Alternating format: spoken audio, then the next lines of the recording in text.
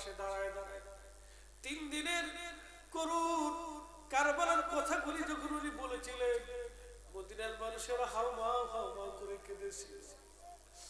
মদিনার মানুষেরা হাওমাও করে কেঁদেছিল।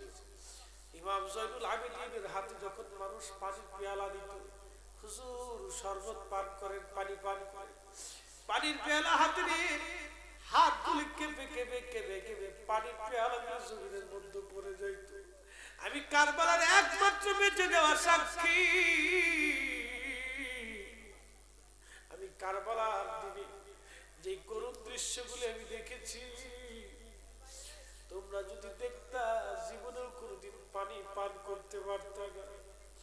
তোমরা যদি করুণ কঠিন কষ্টগুলি দেখতা, জীবনেও কোনোদিন পানি পান করতে পারতা না।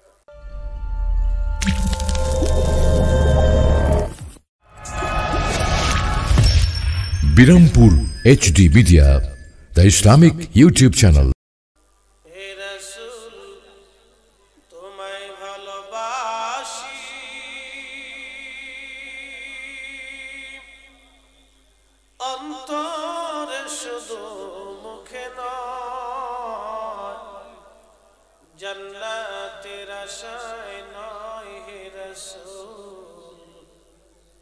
जहन्नम के डोरी ना तुम्हारे पावर आशाय मन छूटे जाए मदीनाय। तुम्हारे पावर आशाय मन ছুটে যায় মদিনায়। এই আশিক দিদার দাও না, এই আশিক দিদার দাও না, আর দূরে থাকিও না। এই আশিক দিদার দাও না, আর দূরে থাকিও না। হে রাসূল তোমায় ভালোবাসি, অন্তরে শুধু মুখে নয়, জান্নাতের আশায় নয়। হে রাসূল জাহান্নাম কেউ ডরি না। আল্লাহুম্মা সাল্লি আলা সাইয়্যিদিনা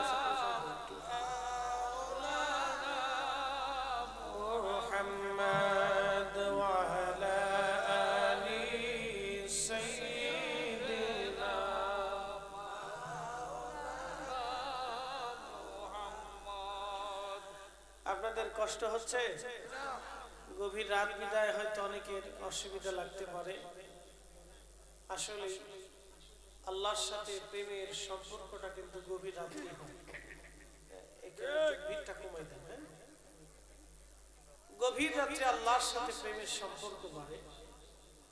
যত রাত হবে আল্লাহর ওলিরা তত রাত্রি আল্লাহর ইবাদতে মশগুল হতেন। শেষ রাত্রিবেলা আল্লাহর হাবিব ঘুম থেকে উঠতেন, আল্লাহ তাকে ডেকে আদর করে উঠাইতেন। ইয়া আইয়ুহাল মুযাম্মিল কুমিল লাইলা ইল্লা কলিলা। আল্লাহু আকবার।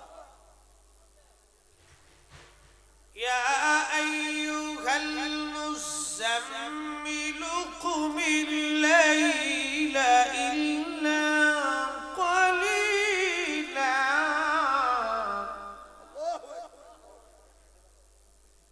নবীজি ঘুমাইতেন চাদর মোড়া দিয়ে। আল্লাহ তার রাসূলকে আদর করে ডাকতেন, হে কম্বল ওয়ালা নবী উঠুন, হে কম্বল ওয়ালা নবী উঠুন।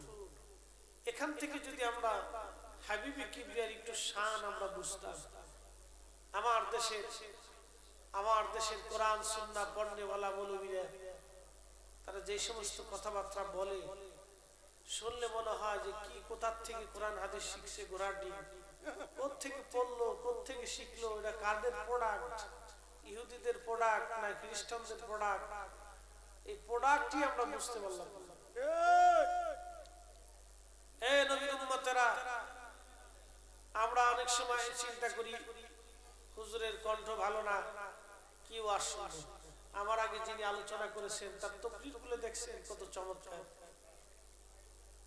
কথাগুলি মহাসমুদ্রের মতো অত্যন্ত দামি। আমরা কথাগুলি শোনার চেষ্টা করব, বোঝার চেষ্টা করব। আল্লামা জালালউদ্দিন রুমি রাহমাতুল্লাহ আলাইহি মসনবির মধ্যে লেখেন, এক জমানে সহবতে বাউলিয়া বেহতর সদ সালে তাআত বেরিয়া। ও নবীর উম্মত, আমাদের জীবনে অনেক গুনাহ আছে আমরা জানি, কিন্তু আমরা অনেক রজনী পর্যন্ত জান্নাতের বাগানে বসে থাকি বাবা। আমাদের জীবনে অনেক গুনাহ আছে, কিন্তু আমাদের জবান থেকে আমরা রাসূলের প্রশংসা করি বাবা। আমাদের জীবনে অনেক গুনাহ আছে আমরা জানি, কিন্তু আমরা যতটুকু সময় আমাদের কাটে, আমাদের ফিকির থাকে, আমাদের চিন্তা থাকে যে আমরা আজকের মাহফিল ওয়াজ করার পরে কালকের মাহফিলে আমরা আল্লাহর বান্দাদেরকে কিভাবে কোন কথার মাধ্যমে বুঝাইয়া সুন্নিয়তের দিকে আনবো। এই চিন্তা, এই চেতনা, এই ফিকির, এই চিন্তা, এই ভাবনা আমাদের কলিজাতে থাকে। এই জন্য আল্লামা রুমি কি বলেছেন, হে দুনিয়ার বান্দা, আল্লাহর ওলিদের সোহবতে এক মুহূর্ত কাল বসা 80 বছর রিয়াহীন ইবাদতের চাইতেও দামি। সুবহানাল্লাহ বলা যাবে না? আউলিয়া কেরামের মজলিসে বসাটার দাম কত দেখেন। তিনি আরো বলেছেন, দিদানে দানা ইবাদত ইবাদ ফতহ আবওয়াব সাআদত ইবাদ। এই বাচ্চারা বসো, ওরা তো তাও এত রাত পর্যন্ত রয়েছে, কত বুড়াটি তো বাজে বিড়ি টানতেছে। আপনারা হাসলে কথাকে মিশা কথা কইছি, ওই কোনার যায় দেখেন চা খাইতেছে, পান খাইতেছে। আচ্ছা আপনারা বলেন, আপনারা হুজুরের কাছে যারা বায়াত নিছে, আমার তো পিরিজপুরি সাহেব অত্যন্ত চমৎকার বলেছেন, বাইউন মানে কি? নিজেকে বিক্রয় করা। উনি তো হুজুর তো মুরিদের ব্যাখ্যা দিয়েছেন, ইরাদা থেকে, সংকল্প, ইচ্ছা থেকে। বাইউন শব্দের অর্থ হলো বিক্রয় হওয়া, নিজেকে আপন মুর্শিদের কাছে বিক্রি করে দেওয়া, অর্থাৎ আপনার ইচ্ছাকে মুর্শিদের ইচ্ছার নিকটে সমর্পণ করা। আমরা যেমন আমাদের ইচ্ছাকে আল্লাহর ইচ্ছার কাছে সমর্পণ করি, আসলামতু লিরাব্বিল আলামিন, সেই মহান রবের কাছে আমরা আত্মসমর্পণ করি। তো যদি আপন মুর্শিদকে ভালোবেসেই থাকেন, তাহলে জান্নাতের বাগান ছেড়ে সার দোকানে কেন? কি প্রশ্ন আসে কিনা জোরে বলে? যদি হুজুরকে অভিভাবক মেনেই থাকেন, হুজুর তো অভিভাবক,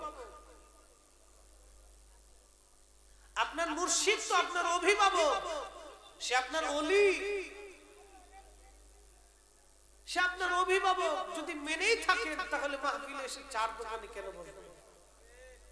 এক একটা ফুলের এক একটা ঘ্রাণ।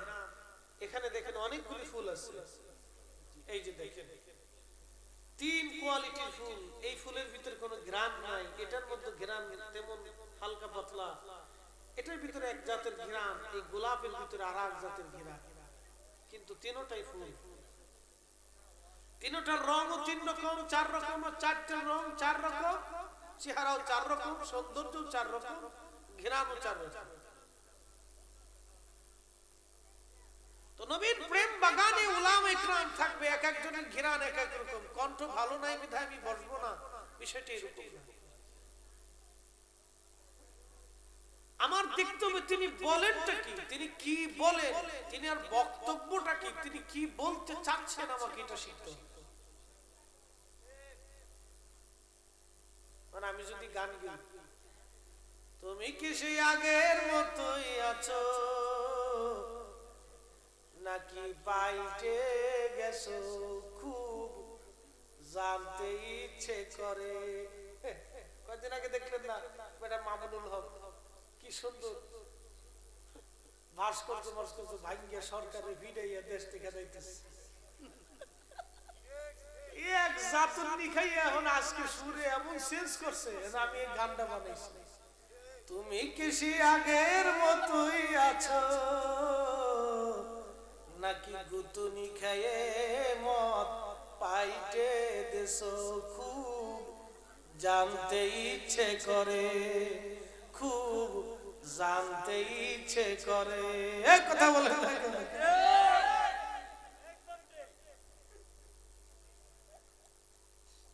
এই জন্য ওয়াহাবিদেরকে বিশ্বাস করা আর শয়তান বিশ্বাস করা এক সমান। এই হাত উঁচা করে বলেন, হাত উঁচা করে বলেন।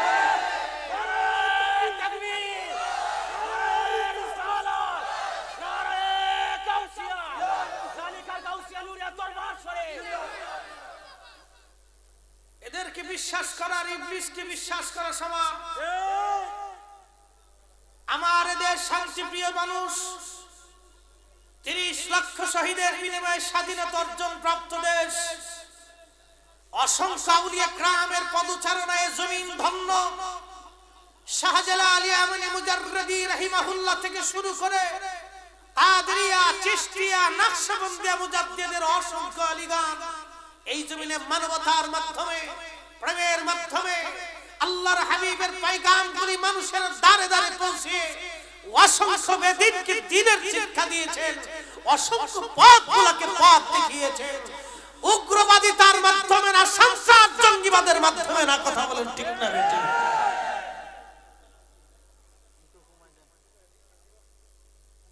এরা এক সময় বলে আমরা সমস্ত মাজার ভেঙে দেব।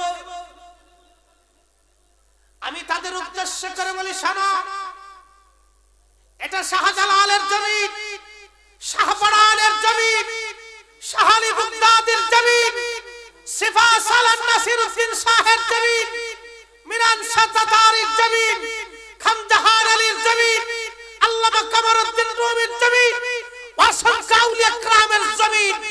মাজার ভাঙলে তো দূরের কথা, মাজারের একটা ইট খুললে আমরা হাত পা পর্যন্ত ঘুরিয়ে দিতে বাধ্য হব। কথা বলেন ঠিক না? সুন্নিদের চেহারা দেখেছো, সুন্নিদের লাঠি দেখো নাই। আমরা লাঠির ব্যবহার করি না, যখন করব পিঠের চামড়া পর্যন্ত থাকবে না। মাঝে মধ্যে খালি হুমকি দে, মাজার ভেঙে ফেলবে, মাজার ভেঙে ফেলবে। ওনার বাপের মাজার উনি ভাঙবে। বাপের মাজার কুত্তা ঘুমায় কি তামাজ করতাম আমি। আল্লাহু আকবার।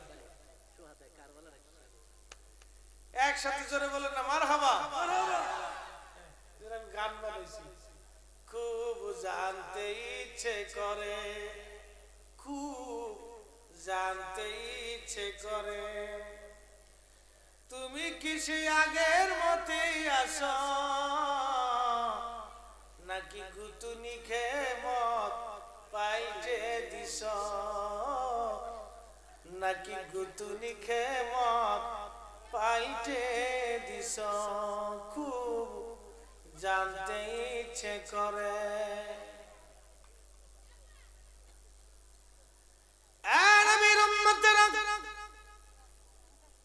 আমরা সুন্নিরা একরকম ছিলাম, একরকম আছি, একরকমই থাকবো। বাবা আমাদের আকীদা, আমরা আহলে সুন্নাত ওয়াল জামাত।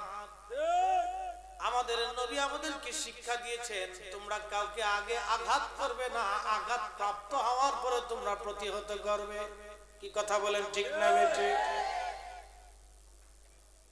আমার এ রানীখার দরবারের শাহজাদা বন্ধুবর মুফতি বাকিবিল্লাহ নুরি সাহেব তিনি বলতেছেন, হুজুর কারবালার কিছু কথা আপনি তুলে ধরবেন। যদিও আমি কারবালার অনেক ওয়াজ আপনারা শুনেছেন। ও ভাই মুসলমান যুবক, কারবালা থেকে আমাদের কয়েকটা শিক্ষা আছে, আমি আলোচনা করব। আর কারবালার বিষয় নিয়ে আমি আলোচনা করব। কারবালা থেকে আমাদের কয়েকটা শিক্ষার কথা বলে দিয়ে যাব। আরে নবীর উম্মত, প্রত্যেকটা জিন্দেগীর ঘটনা থেকে শিক্ষা আছে।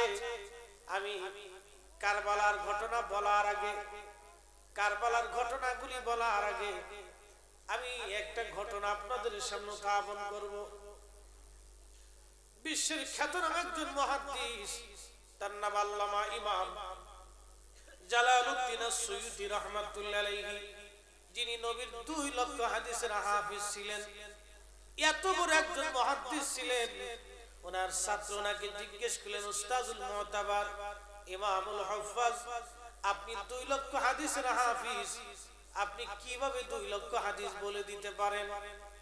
ইমাম জালালউদ্দিন সুয়ুতি রাহিমাহুল্লাহ বললেন, বাবা, সূরা ইখলাস যেমন করে মুখস্থ বলে দিতে পারি, আমি ইমাম সুয়ুতি নবীর 2 লক্ষ হাদিস ওইভাবে মুখস্থ বলে দিতে পারি। জোরে বলেন সুবহানাল্লাহ।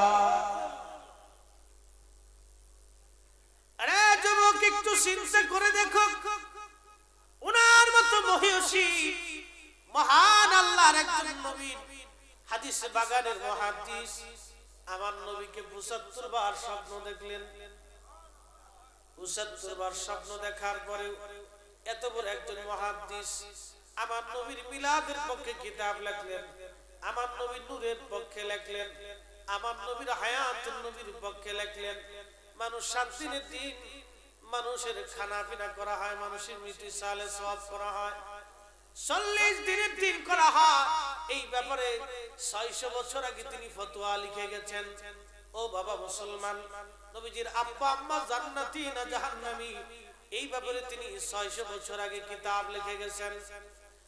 আল্লাহর ওলিদের বায়াতের ব্যাপারে মান আরাফা নাফসাহু ফাকাদ আরাফা রাব্বাহু, আউলিয়া کرامের কিতাব আজ-জুহুদ, অর্থাৎ অন্তরের প্রশান্তি আর আত্মার শুদ্ধির ব্যাপারে উনি 600 বছর আগে কিতাব লিখে গেলেন।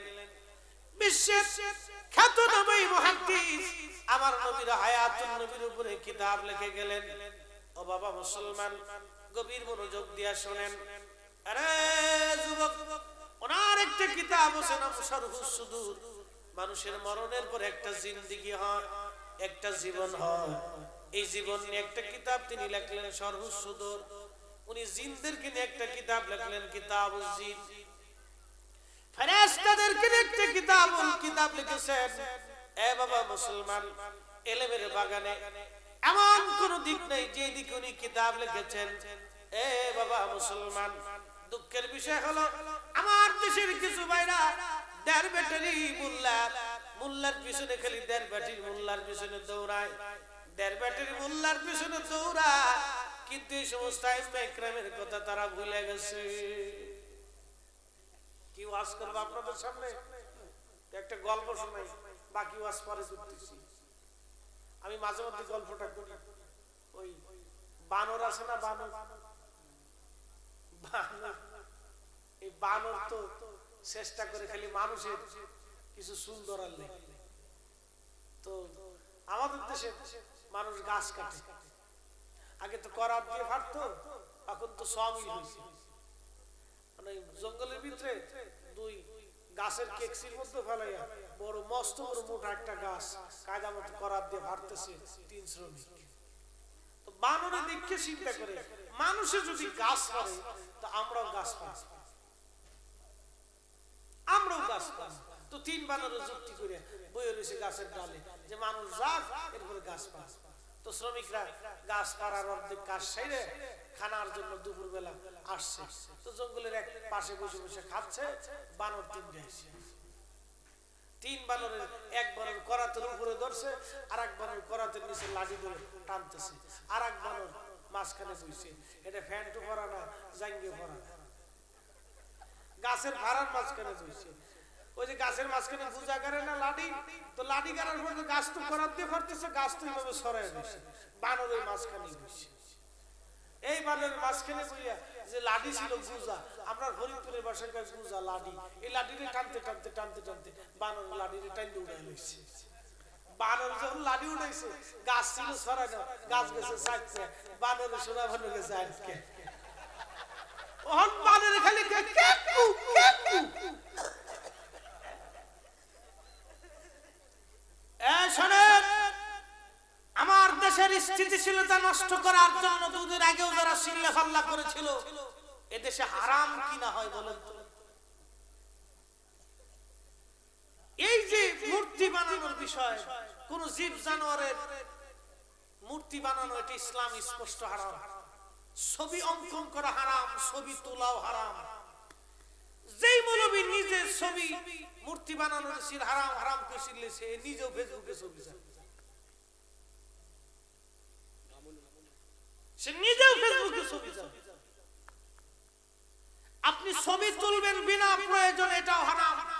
ছবি আঁকবেন, এটাও হারাম। কোন জীব জানোয়ারের ছবি আঁকবেন, এটাও হারাম।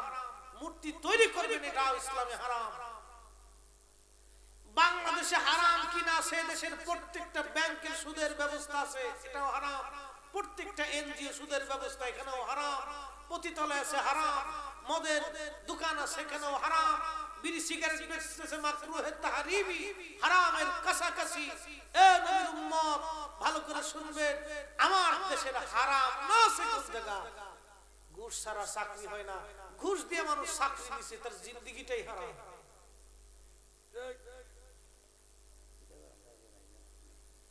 এত হারামের ভিতরে তুমি এসে হঠাৎ করে এখানে কত কিছু দিতেছো, কারণ কি কথা কর না? তুমি কত কিছু দিয়ে এখন হঠাৎ করে আবার চুপ হয়ে গেলে,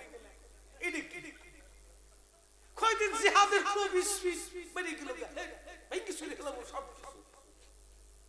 কারণ তুমি জিহাদ করছো কার সাথে?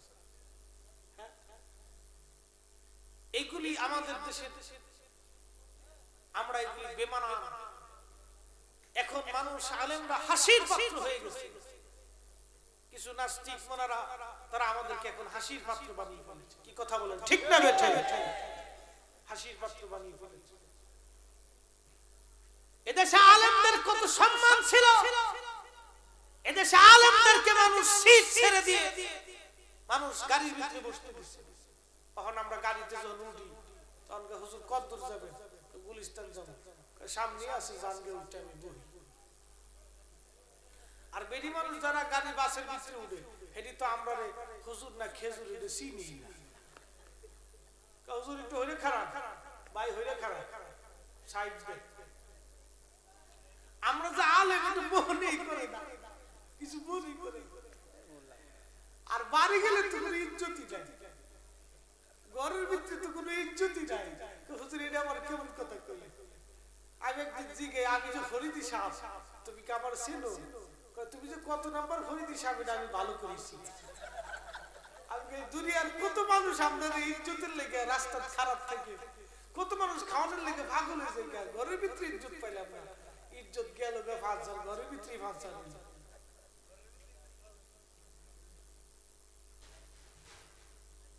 তো প্রিয় উপস্থিতি, আলেম সমাজের ইজ্জত আল্লাহ সব জায়গায় দিয়েছিল, কিন্তু এদেশের আহলে হাদিস মাযহাবী বাটপারের দলেরা বাংলা বায়ার শেখ আব্দুর রহমানের মাধ্যমে এদেশে জঙ্গিবাদ সৃষ্টি করে একসাথে ৬০ স্থানে বোমা মেরে ওদিন থেকে আমার দেশের আলেমের ইজ্জত তারা নষ্ট করেছে। কথা বলেন, ঠিক না?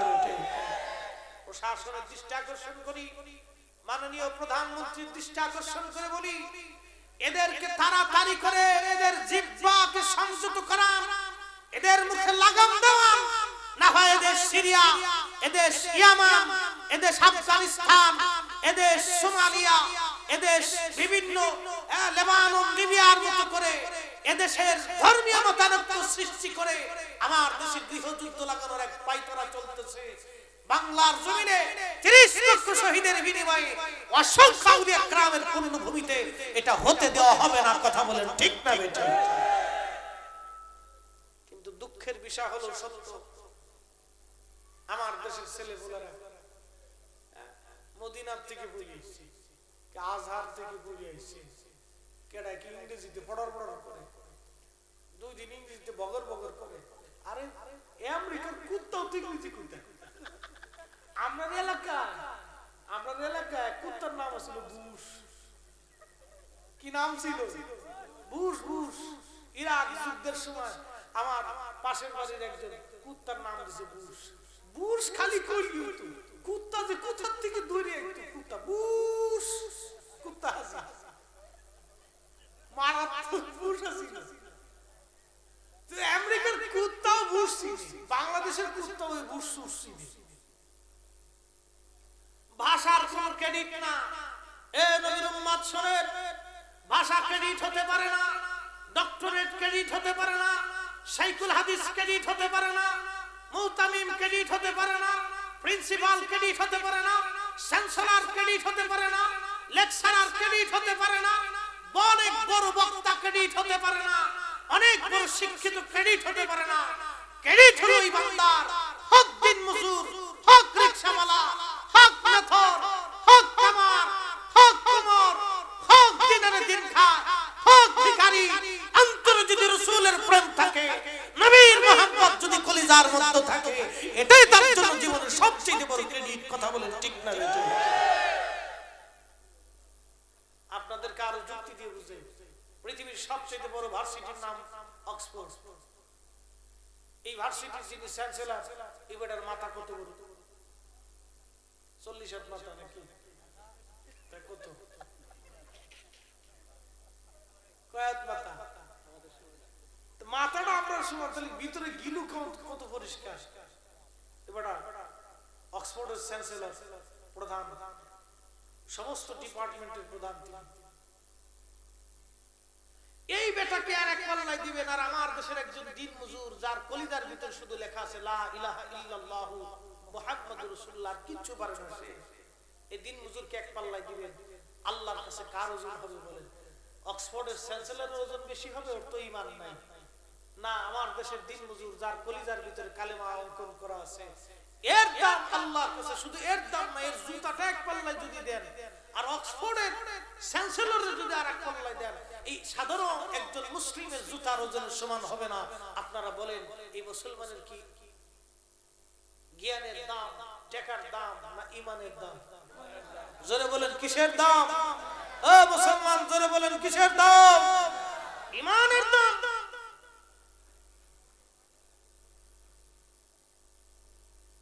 তার মানে বোঝা গেল কত বড় ডক্টর আর ডাক্তার এটা কোনো ফাংশন না। ঈমান হলো হুব্বে রাসূলের উপরে নির্ভর করে, বেসিস করে। এই যে সুন্দর একটা বিরাট প্যান্ডেল দেখতেছেন, প্যান্ডেলটা খুঁটির উপরে দাঁড়ানো, খুঁটি মাটির উপরে দাঁড়ানো। মাটি না থাকলে খুঁটি থাকতো না, খুঁটি না থাকলে প্যান্ডেল সামিয়ানা থাকতো না। এই সামিয়ানা হলো ঈমান, খুঁটি হলো আকীদা, আর এই বেসিস যেটা, এটার নাম হলো হুব্বে রাসূল। এই হুব্বে রাসূলের উপর আকীদা নির্ভর করে, আকীদার উপর ঈমান নির্ভর করে। খুঁটি না থাকলে যেমন সামিয়ানা থাকবে না, আকীদা না থাকলে ঈমান থাকবে না, আর মাটি না থাকলে যেমন খুঁটি থাকবে না, হুব্বে রাসূল না থাকলে মুসলমানের আকীদা ঠিক থাকে না। এইজন্য নবীর নবীর প্রেম ছাড়া আর কোন রাস্তা নাই। এইজন্য আমরা সুন্নিরা শুধু বলি নবী নবী নবী নবী। আল্লাহর কসম, রাসূলের সাথে বেয়াদবি করে কিয়ামতের ময়দানে কেউ নাজাতের রাস্তা পাবে না। সে সারা জিন্দেগি ইবাদত করলেও কাজ হবে না। কথা বলেন ঠিক না? কথা কি বোঝা যায় না? কষ্ট হইতেছে? কিছু সময় বসা যাবে না? না যাইবেন না? যাওয়ার বুদ্ধি আটতেছেন যে কোন ভাগ দিয়ে যাবে। একবার নিয়ত করছিল, আল্লাহ যদি মকসুদ পুরো হয় তো শয়তানের দুটো টিয়া দিই।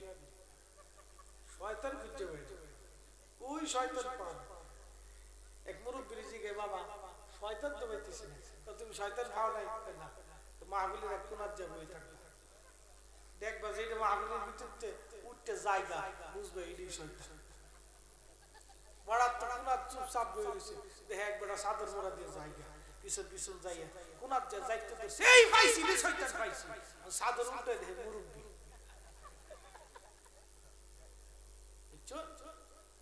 মাহফিল তো হিসাব কিতাব করে যায়, জান্নাতের বাগানে বসে কাজে লাগছে না। এ ভাইরা আমার, রে বন্ধুগণ, গভীর মনোযোগ দিয়ে শুনিয়া যান। আমি একটা ঘটনার আলোকপাত আপনাদেরকে শোনাবো। ইমাম সুয়ুতী শারহুস সুদূরের মধ্যে লেখেন, ওমর ইবনে আব্দুল আজিজ রাহিমাহুল্লাহর জামানায় মুসলমানদের সঙ্গে কাফেরদের বিরাট বড় যুদ্ধ হলো। ওই কঠিন যুদ্ধে মুসলিম সেনাকে তিনি ধরে নিয়ে গেলেন। সেনা ধরে নিয়ে যাওয়ার পরে ওই সেনাদের যিনি প্রধান ছিলেন জেনারেল, তার নাম সেনাপতি আমর। আমরের সামনে তার 4 জন বন্ধুকে শহীদ করা হলো, কিন্তু আমর ঈমান ছেড়ে দেন নাই। যেই বন্ধুগুলিকে হত্যা করা হয়েছিল তারাও ঈমান ছেড়ে দেয় নাই। সেই দিনের সেই মুজাহিদ আর আজকের যারা স্লোগান দেয় তাদের অবস্থা দেখেন। সেই দিনের মুজাহিদরা নিজের জীবনকে বাজি রেখে এই জমিন আল্লাহর দ্বীন কায়েমের জন্য জিহাদের ময়দানে গিয়েছিল। ময়দান ছেড়ে তারা পালাই নাই। এই যুবক ভালো করে শুনে না, তারা ময়দান থেকে পালিয়ে যায় নাই, ময়দানেই ছিল। নিজের চোখের সামনে 4 বন্ধুকে শহীদ করা হয়েছিল, এরপরেও লোকটা ঈমান ছেড়ে দেয় নাই, ভয় পায় নাই, নিজের জীবনের তোয়াক্কা করে নাই। এটার নাম হলো বাবা মুজাহিদ, এটার নাম মুজাহিদ, এটার নামই মুজাহিদ, এটার নাম মুজাহিদ। 2 দিন ছিলে, পরের দিন পুলিশের ডরে না ভাস্কর্য যারা ভাঙছে এটা নিন্দনীয় কাজ। 2 দিন কিন্তু খালি ছিলেছে এরপরে না এটা নিন্দনীয় কাজ। এগুলি কি ভাই? আলেমরা এক কথার উপরে থাকবে, যেটা হারাম তো হারামই থাকবে, হারামকে কখনো হালাল বলার কোনো সুযোগ নেই। এজন্য আমরা সুন্নিরা যেটা জায়েজ মনে করি, আমাদের আকাবের দিন যেটা জায়েজ বলেছে আমরা এখনো সেটাকে জায়েজই মনে করি। কি কথা বলেন, ঠিক না? আমরা মিলাদুন নবী থেকে আজ পর্যন্ত সরে আসছি, এক কথা বলেন, সরে আসছি, সরে যাব, সরে যাব। আমাদের আকাবের দিন আমাদেরকে যেইভাবে শিক্ষা দিয়েছে আমরা সেইভাবে আছি। কিন্তু কিছু আছে গোলামি সোলামি, এ দল উঠা হে দল উঠা, না বললে তো চলে, না বললে চলে তো বলেন কে?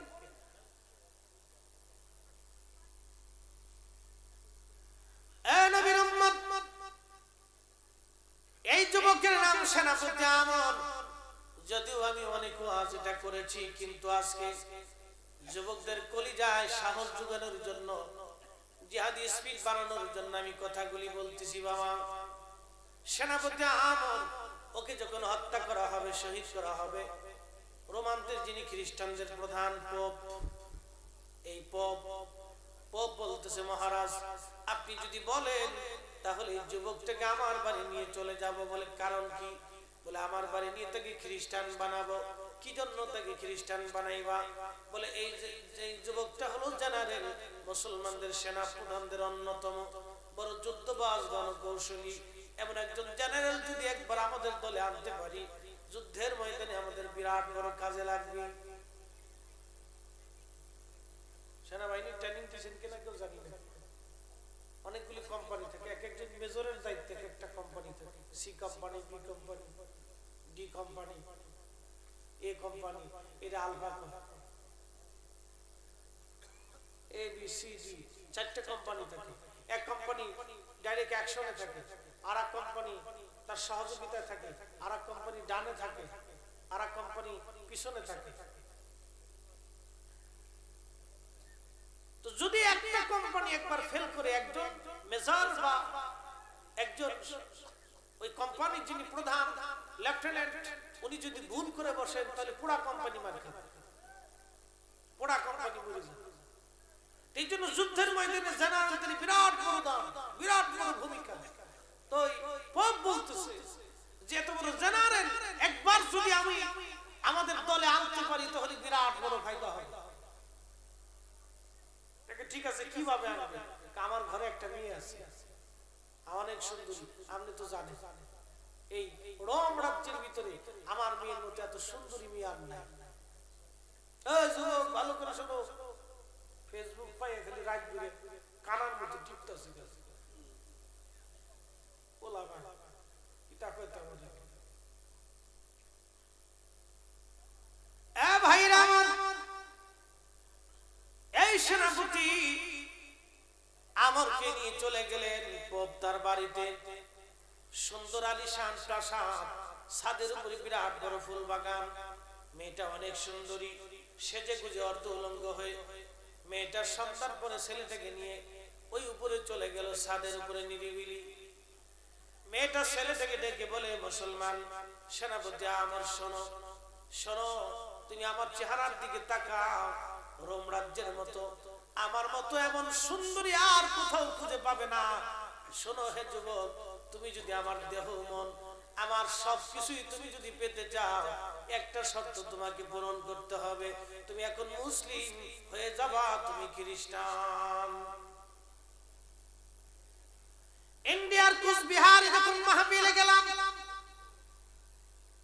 যাওয়ার পরে লোকেরা হুজুর আমাদের দেশের একটা মেয়ে এক হিন্দু ছেলের সঙ্গে বিবাহ বন্ধনে আবদ্ধ হয়ে হিন্দু হয়ে গেছে।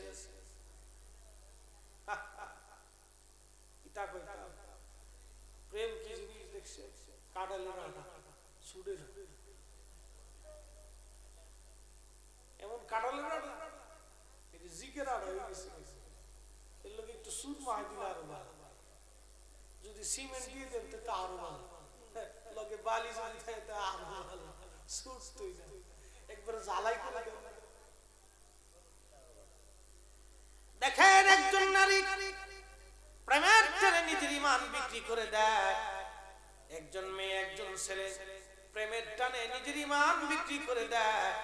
আরে যুবক, বিশ্বের সর্বশ্রেষ্ঠ সুন্দরী পাওয়ার পরে তার কমেন্টস কি দেখেন। এই যুবক দেখে বলতেছে, এ সুন্দরী, তুমি রোম রাজ্যের সবচেয়ে বড় সুন্দরী হতে পারো, কিন্তু শোনো, আমি মুসলমান জমিনে এসেছিলাম জিহাদের তামান্না নিয়ে। আমার তামান্না ছিল আমি জমিনের মধ্যে শহীদ হয়ে যাব, শাহাদাতের লিপ্সা নিয়ে এসেছিলাম, শাহাদাতের আশা নিয়ে এসেছিলাম। আমার বন্ধুরা শহীদ হয়েছে, আমার মন চেয়েছিল আমি শহীদ হয়ে যাব, কিন্তু এখনো শহীদ হই নাই। ও নারী ছলনাময়ী, শোনো, তুমি হাজার চেষ্টা করলেও আমার ঈমান তুমি কাটতে পারবে না, আমার ঈমান তুমি চুরি করতে পারবে না। তুমি আর কি সুন্দরী, শোনো, আমরা শহীদ হয়ে যাওয়ার সঙ্গে সঙ্গে আল্লাহ আমাদেরকে জান্নাত দিয়ে দেবেন। জান্নাতের ভিতরে এমন সুন্দরী রূপসী নারী আল্লাহ আমাদেরকে দেবেন, তারা যদি একবার তাদের আঙ্গুল দুনিয়ার মধ্যে নামাইতো, সূর্যের আলোগুলি নিষ্পাপ হয়ে যাইত। তারা যদি একবার একটু থুতু দুনিয়ার মধ্যে ফেলাইতো, দুনিয়ার তামাম পৃথিবী সুগন্ধিতে ভরে যাইত। তারা যদি একবার চেহারা দুনিয়ার দিকে দেখাইতো, তাহলে তামাম পৃথিবীর সূর্য চন্দ্রের আলোগুলি নিষ্পাপ হয়ে যাইত। একবার আওয়াজ তুলে বলা যাবে আল্লাহু আকবার। শুনতাছস? মই আর দিছ দাদি মরে গেছে গা? আচ্ছা, খুব দুঃখে আছে। কি তা করতো, রাত হয়ে গেছে গা। আরে বাচ্চাদেরকে উচিত ওই শোয়ার একটা ব্যবস্থা করে উঠাই দিতে, উঠাইতে পছন্দ তো জান্নাতের বাগানের ভিতরে যাইতে যেতে না ভাই। আমি এরকম ওয়াজ শুনতাম আগে, শুনতে শুনতে ঘুমাইতাম, শুনতাম ঘুমাইতাম, আর আমার বড় ভাই খালি ডাক্তার, ওই শুনোস না, ওই শুনোস না, কি আর ঘুরাটি ওয়াজ শুনতাম, ঘুমেই বাসিটা ওয়াজ। কিন্তু ওই যে ওয়াজ শুনতে শুনতে অন্তরের ভিতরে একদিন একটা স্পিড আসলো, আমি যদি বক্তা হতাম, সেই তামান্না থেকে আজকে মুফতি জহিরুল ইসলাম ফরিদী বান্দার তামান্না থাকবে, থাকবে। জীবনে গুলি করছেন কিনা জানি না, যদি গুলি করেন তো যেখানে গুলি করবেন এটাকে এম বলা হয়। আগে এম ঠিক করতে পারে, পুরো টেকা টানতে, এম ঠিক না করে যদি উদলে ফুদলে টেকা টানার তো কাজ না। আগে এম ঠিক করে টেকার আগে টানতে, সেম আগে ঠিক করে সুন্দর করে টেকা টেনে দিবেন, দেখবেন যে কুল্লু খালাস গেছে। বন্ধুগণ, গভীর মনোযোগ। সেনাপতি ডেকে বলে, ছলনাময়ী নারী, তুমি হাজার চেষ্টা করলে আমার ঈমান তুমি চুরি করতে পারবে না। সেনাপতি আমার নামাজের মধ্যে দাঁড়ায় গেলেন, একবার জোরে বলা যাবে আল্লাহু আকবার। আল্লাহর নবী বলেন, আমার উম্মত যুবক শুনে রাখো, কোন ছলনাময়ী নারী যদি, সুন্দরী রূপসী নারী তোমাকে যদি খারাপ কাজের জন্য আহ্বান করে, আর ওই সময় তুমি যদি বলো, হে নারী, আমি আল্লাহকে ভয় করতেছি, আল্লাহর ভয়ে তুমি সরে চলে আসো, তার খারাপ আহ্বানে তুমি যদি সাড়া না দাও, ওই যুবককে আমার আল্লাহ রাব্বে কারীম আল্লাহ পাকের আরশে আজিমের নিচে কিয়ামতের ময়দানে জায়গা করে দেবে। যেদিন আল্লাহর আরশের আর কোনো ছায়া থাকবে না, সেই দিন তার জন্য আরশে আজিমের নিচে জায়গা বরাদ্দ হয়ে যাবে। ওই নারীর জন্য জায়গা বরাদ্দ হবে যেই পুরুষ যেই নারীকে ছলনা, যেই পুরুষ যেই নারীকে খারাপ কাজের জন্য আহ্বান করেছিল, আর ওই নারী আল্লাহর ভয়ে ফিরে এসেছিল, সরে এসেছিল, কিয়ামতের ময়দানে ওই নারীরও জায়গা হয়ে যাবে।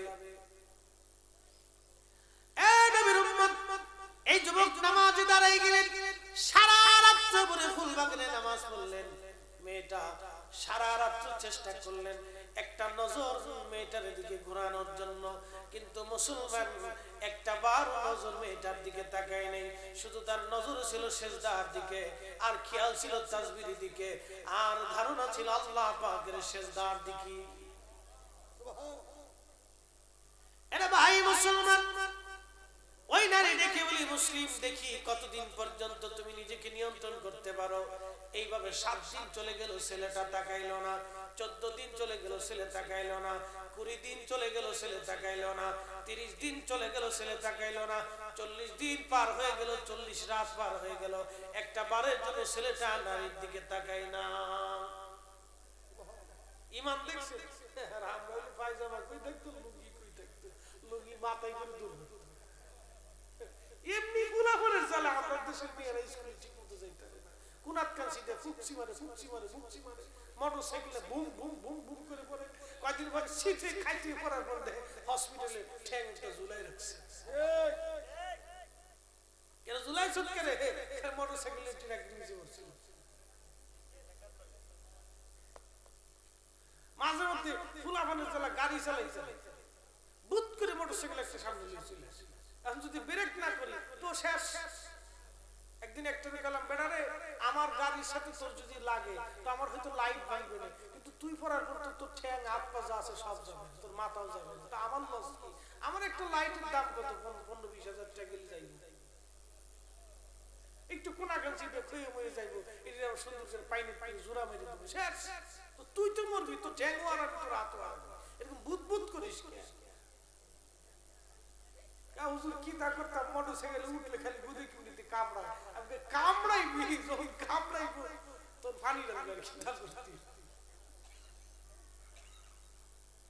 রক্ত গরম তো বুঝে না, যখন শীতে পড়বো তখন বুঝবা কি শেষ। তখন আর বাপ ডাকলে ঠ্যাং ফিরে বেরত না, হাত ফিরে বেরত না। সব কাজে ধৈর্য লাগবে। ইন্নাল্লাহা মা'আস সাবিরিন, আল্লাহ বলেন নিশ্চয়ই আমি ধৈর্যশীলদের সাথে থাকি। মারহাবা বলা যাবে না? সব কাজে ধৈর্য লাগবে। বিয়ে করতে গেছেন এখানেও ধৈর্য, বাসর ঘরে গেছেন এখানেও ধৈর্য, এখানে অধৈর্য হওয়া যাবে না। আগে যাই ওযু করে 2 জন 2 রাকাত নফল নামাজ পড়ে আল্লাহর কাছে দোয়া করো, জিন্দেগিতে শান্তি হবে, কোনোদিন অশান্তি হবে। দোয়া খাইলে যদি ডেক্সেট বাজা খ্যানকু খ্যানকু আইয়ুব বাসুর গান বাজাইতেছে, আমি একা আমি একা। মাঝে মধ্যে যে কি কয় না কয় কিচ্ছু বুঝা যায় না। হ্যাঁ হু হ্যাঁ হু বলা হন কি হেমনি নাস্তাতে গেলে ফালাইতেছে, কিরে ফালাস কি বুঝুস নি কিছু তো বুঝা লাগতো না, ডোলের তলে ফালতু ফালাইতেছে। বিয়ে কাজ কি অপবিত্র না পবিত্র করছে? এই বন্ধনটা কি একদিনের জন্য না চিরদিনের জন্য? এই বন্ধনটা শুধু চিরদিনের জন্য না, আপনার বংশ তৈরি হবে, আপনার সন্তান আসবে।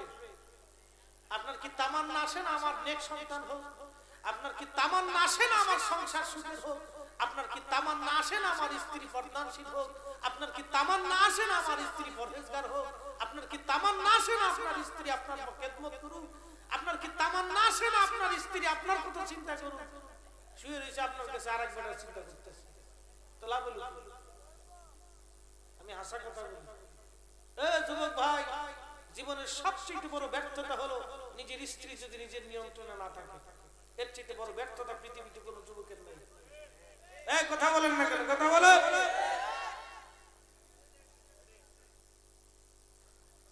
তোমরা যাও, কারণটা কি? ওই যে কেউ কেউ কোন যাইতেছে হাতে ঠ্যাঙের ভিতর দিকে এমনি বুঝে হাত দিয়ে যাইতেছে, কারণটা কি বুঝতেছি। ভাইরা আমার 40 রাত ছেলেটা মেয়েটা চেষ্টা করলো ছেলেটার ঈমান হরণের জন্য, ছেলেটা মেয়েটার দিকে তাকাই নাই। কত কঠিন ঈমান ছিল তাদের, কত কঠিন জিহাদি স্পিরিট, জিহাদি জজবা কলিজার মতো ছিল। যুবক তুমি কার পিছনে দৌড়াও? আল্লাহর নবী বলেন আল মুরু মা মান আহাব্বা, দুনিয়ার মধ্যে তুমি যাকে মহব্বত করবা আখিরাতের ময়দানে তোমার সঙ্গে তার হাসর নাসর হয়ে যাবে। আহা, আমার ভাই তো বলেছিলেন হুজুর কারবালার একটা আলোচনা তুলবেন। আমি কারবালার আলোচনা কি আপনাদের সামনে তুলব, ছোট্ট করে দুটা তিনটা দৃষ্টান্ত দেখাই। ইমাম হুসেন যুদ্ধের ময়দানে তিনি মাত্র ৭২ জন, সামনে ২২,০০০। উনি যদি বলতেন আমি সারেন্ডার করলাম, ইয়াজিদের প্রস্তাব ছিল যদি সে সারেন্ডার করে তাহলে তাকে মদিনায় ফিরে পাঠাবা, তার জন্য প্রত্যেক বছরই আমি অনেক বড় অঙ্কের টাকা ধার্য করব, আর আমি তার জন্য সুন্দর প্রাসাদ নির্মাণ করে দিব, তার নিরাপত্তা দিব। কিন্তু আওলাদে রাসূল এটা চান নাই। উনি যদি ওই দিন ইয়াজিদের কাছে সারেন্ডার করতেন, বাকি জিন্দেগি অনেক আরামে আয়েশে কাটাইতে পারতেন, স্ত্রী পুত্র পরিজন নিয়ে সুখে কাটাইতে পারতেন। কিন্তু আওলাদে রাসূল যদি ওই দিন মিথ্যার কাছে মাথা নত করতেন, নবীর উম্মতেরা কোনদিনও মিথ্যার কাছে বিজয় হতে পারত না। নবীর উম্মত সারা জীবন মিথ্যার কাছে মাথা নত করেই থাকতো। অতএব সেই দিন ইমাম হুসেন মিথ্যার কাছে মাথা নত না করে শিক্ষা দিয়ে গেলেন, এ নানার উম্মত শোনো, নানার উম্মত শোনো, নবী বিদ্বেষীদের সাথে কোনদিন মাথা নত করা যাবে না। কথা বলেন ঠিক না ঠিক? নবী বিদ্বেষীদের সাথে কখনোই মাথা নত করা যাবে না। আর আমার দেশে কিছু মুসলমান আছে একবার এই দলে আবার ওই দলে, একবার এই দলে একবার ওই দলে। আর তো নামাজই করো, নামাজ তো শয়তান করছে, নামাজ তো ইয়াজিদও করছে। কি কথা কর না কেন? ইয়াজিদ পড়ে নাই, করছে তো নামাজ, তাতে কি হইছে নাকি? মহাভারত কি শুদ্ধ করছে? ইয়াজিদও তো নামাজ পড়েছিল। আরে নবীর উম্মত ইমাম হুসেন দশটি কারবালার জিহাদের সম্মুখীন মুখামুখি। ওনার ৭২ জনের ভিতর প্রধান যিনি ছিলেন হুর, অনেক বড় যোদ্ধা ছিলেন, একা একা লড়াই করেছিলেন। ৪০ জন ইয়াজিদের সৈন্যকে জাহান্নামে পাঠিয়ে নিজেও শহীদ হয়েছিলেন। একা ৪০ জনকে জাহান্নামে পাঠিয়েছিলেন। চিন্তা করেন তাদের শরীরে কত বড় স্পিড ছিল যুবক। সেই তুলনায় তো আমরা ঘোড়ার টিম কিছুই না। ১০ কিলো দৌড়াইলে জানি তো থাকতো। ৪০ জনকে একা হত্যা করছে, তাহলে চিন্তা করেন তার স্পিড কত ছিল, জিহাদের যুদ্ধের শক্তি কত ছিল যুদ্ধের। এরপরে ইমাম কাসিম হযরত ইমাম হাসান রাদিয়াল্লাহু আনহুর বড় সন্তান, ইমাম হোসেন রাদিয়াল্লাহু আনহুর মেয়ে সাকিনার সঙ্গে কিছুদিন মাত্র বিবাহ হয়েছে। মেহেদির রং হাত থেকে মুছে যায় নাই। ১৯ বছর বয়স ছিল ওনার। তলোয়ার হাতে নিয়ে লোহার পোশাক গুলি পরে, যুদ্ধের পোশাক পরে চাচার সামনে দাঁড়ায় গেলেন। নিজের শ্বশুর আব্বা আপন চাচার সঙ্গে দাঁড়ায় বললেন, চাচা যান, আমাকে বিদায় দেন, আমি জিহাদের ময়দানে যাচ্ছি। ইমাম হুসেন চোখের পানি ছেড়ে দিয়ে কেঁদে ফেললেন, বলে বাবারে তুমি তোমার মার খেদমত করো, তোমার ফ্যামিলির সেবা করো।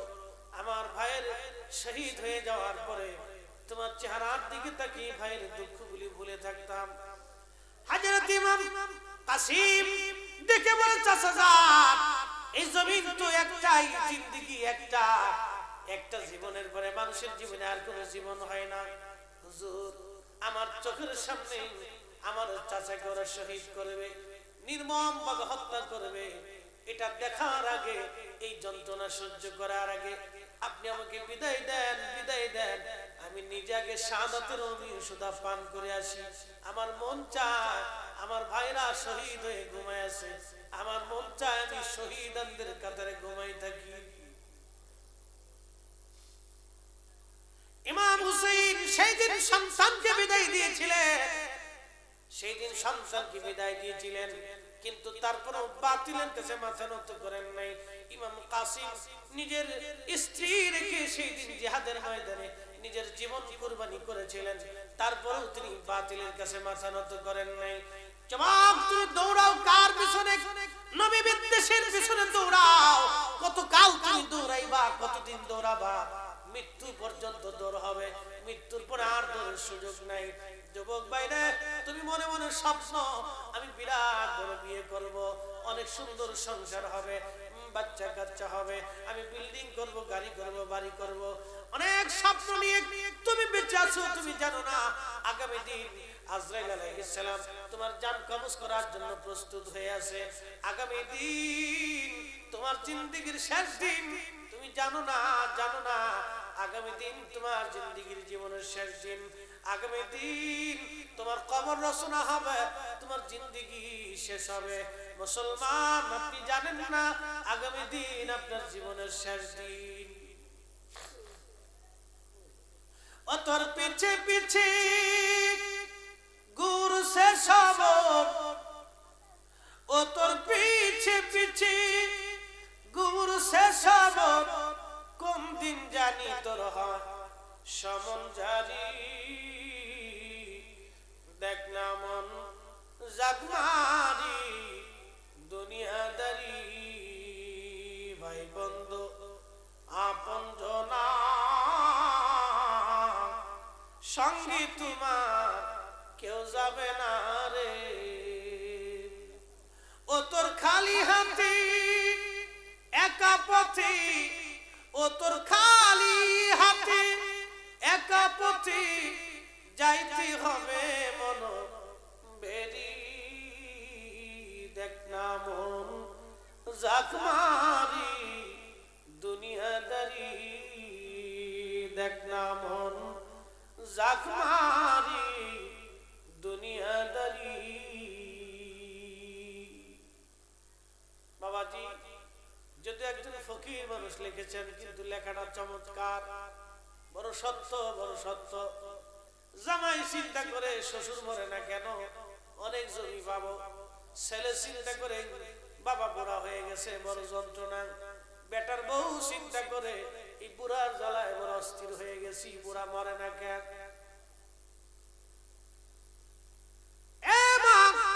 আমি কিন্তু না জানি কোনো কথা বলি না। আপনি যদি রানীখার গ্রাম দিয়ে ঘুরেন, শতকরা হিসাব করেন কতজন নারী শ্বশুর শাশুড়ির মহব্বত রাখে, কতজন নারী শ্বশুর শাশুড়িকে ভালোবাসে, কতজন নারী নিজের মায়ের মতো শাশুড়িকে সম্মান করে, নিজের বাবার মতো শ্বশুরকে বাবার মতো চোখে দেখে। হিসাব করেন, একটু দেখেন, একটু ঘুরে ঘুরে দেখেন। যদি 50 জন হয় তাহলে অনেক ভালো, যদি 60 জন হয় আরো ভালো, যদি 70 জন হয় আরো ভালো, যদি 85 জন হয় তাহলে বেটার। পাইবেন কিনা হিসাব বসে দেখেন বাবাজি, এটাই জীবনের বাস্তবতা। আমি মাঝে মধ্যে ওয়াজে বলে থাকি, ওয়াজ করতে গিয়েছিলাম বরিশাল, যাচ্ছিলাম এক মাহফিল। যাবার সময় বাসের মধ্যে বসে আছি, এমন সময় এক বৃদ্ধ ইংরেজিতে ভিক্ষা করে, ইংরেজিতে ভিক্ষা চায়। ছেলেরা দুষ্টুমি করে। আমি পিছনে বাসের পিছনের সামনে একটু সামনে কয়েক সিট আগে ছিলাম। আমি ইশারা করে বললাম, বাবাজি এদিকে আসেন, আপনি ইংরেজিতে কথা বলেন, ইংরেজিতে ভিক্ষা চান, আপনি শিক্ষিত মানুষ, কারণ কি? লোকটা চোখের পানি ছেড়ে দিয়ে বলে, বাবা আমি হাই স্কুলের ইংরেজি টিচার ছিলাম, আমি পেনশন পেয়েছি বাবা, আমার কত ছাত্র বড় বড় অফিসার হয়েছে, আমার ঘরে 3টা ছেলে বাবা, 3টা ছেলের পেনশনের টাকা দিয়ে মানুষ করেছি, চাকরি বাকরি ব্যবসা বাণিজ্য দিয়েছি বাবা। বাবা আজকে আমি বুড়ার বুড়ি বৃদ্ধ হয়ে গেছি বাবা। ছোট ছেলের বাড়ি গেলে ছোট বউ আর ছেলের ঝগড়া হয়। ছোট বলে, বাবা মেজোর বাড়ি যাও, মেজো ছেলের বাড়ি গেলে মেজো বউ মেজো ছেলে ঝগড়া হয়। মেজো বলে, বাবা বড়র বাড়ি যাও, বড় ছেলের বাড়ি গেলে বড় বউ আর বড় ছেলের ঝগড়া হয়। বড় কয়, বাবা অন্য ছেলের ঘরে যাও। ঘরের দুয়ার পাল্টাইতে পাল্টাইতে পাল্টাইতে এই বৃদ্ধ বয়সে বাবা পেরেশান হয়ে সন্তানের ঘর ছেড়ে দিই বাবা, বুড়িকে নিয়ে আমি নিজে ভিক্ষার জন্য মাঠে নেমেছি বাবা। মন চাইলে বৃদ্ধকে বাবা 2 টাকা ভিক্ষা দাও। আল্লাহর কসম, আল্লাহ কসম, আল্লাহ সেদিন আমার সেই দৃশ্যগুলি এখনো চোখে ভাসে। আমি সেদিন নিজেকে নিয়ন্ত্রণ করতে পারি, আমি বসে বসে কেঁদেছিলাম।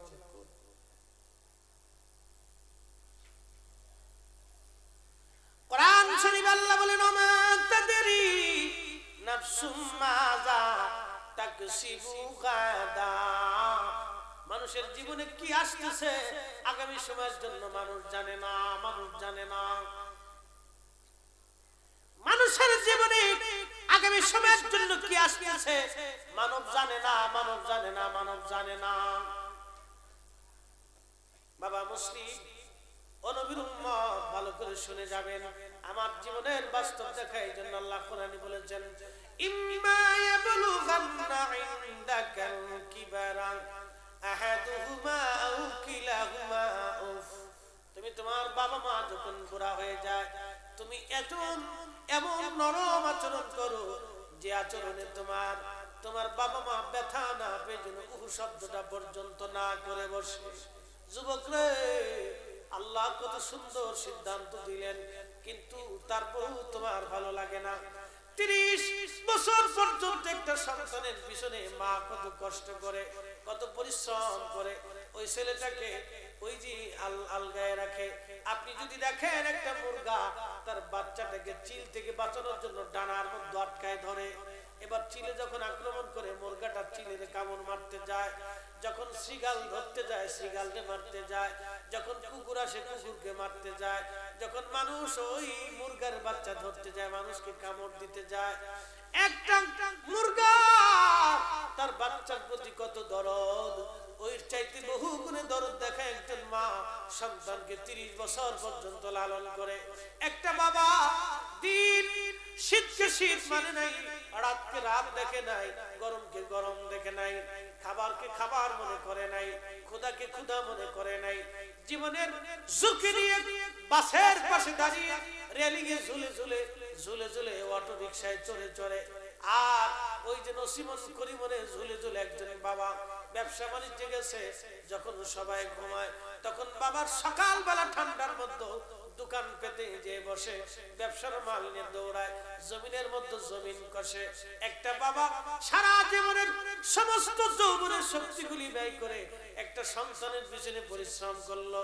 ওই সন্তান বিয়ে করার পরে 1 বছর পরে কয় বাবা তোমার থেকে জুদা খাইতে চাই, মা আলাদা খেতে চাই। সন্তান আলাদা হয়ে গেল, মা আধা রাতে চোখের পানি ফেলে ফেলে কাঁদে। মা কাঁদে না রে, খোদার আরশ কাঁপে। বাবা কাঁদে না রে, আল্লাহর আরশ পর্যন্ত কাঁপে। মা কাঁদে না রে, আল্লাহর আরশ কাঁপে। বাবা কাঁদে না রে, খোদার আরশ পর্যন্ত কাঁপে। আরে ভাই, আমি ফরিদে বলি, এই সন্তান 30 বছর ধরে যেমন কষ্ট করে খাওয়াইলেন, এই সন্তানরে 30 বছর ধরে না খাওয়ায় যদি 30 বছরে 30টা কুত্তা খাওয়াইতেন তাহলে ভালো হইতো। কথা খারাপ করছি, 30টা কুত্তা খাওয়াইলে অনেক ভালো। হ্যাঁ, কুত্তা বুঝে বাবা, কুত্তা বুঝে। ছোটকালে কুত্তা পালতাম না, মাদ্রাসার জন বলি, এলাকায় যখন গ্রামে থাকি, কুত্তা আসিল খাওয়াইতাম, ওরে সর্বনাশ, জেনে যাইতাম 5-5টা, কি এক জ্বালা জ্বালা, 5 যাইতাম। মাদ্রাসাতে যখন আসতাম তখন ওরে কি যে ভাবলো, তো ঠ্যাংনে উঁচা করে নিচা করে ড্যান্স ফ্যান্স দিয়ে মনে আমার যে ভাই যে কি খুশি। একটা কুকুর তার ভিতরে কত বুঝ যে আমার মনিব আমার জন্য কিছু খাবার নিয়েছে, তার আমার খুশি করছিল, আমার খুশি করছিল। একটা সন্তান 30 বছর ধরে বাপ মারা দিলে বুলস কেমনে নিব, খারাপ কথা কা তোর খাওয়ানো সাথে কুত্তা খাওয়ানো অনেক ভালো আছে।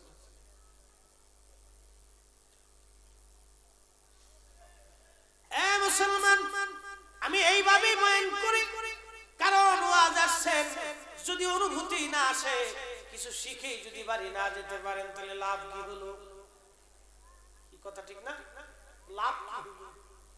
এই জন্য লালন ঠিক লিখছে, ভাই বন্ধু আপনজনা সঙ্গে তোমার কেউ যাবে না রে, ও তোর খালি হাতে একা পথে, খালি হাতে একা পথে যাইতে হবে বলো বেরি দেখ না মন জাকমারি দুনিয়াদারি শূন্য হাতে যাওয়া লাগবে না। আজকে থেকে বলে দিয়ে যাই বাইরে এসব নামাজের পরে তসবিহ কেনা হাতে নেবেন,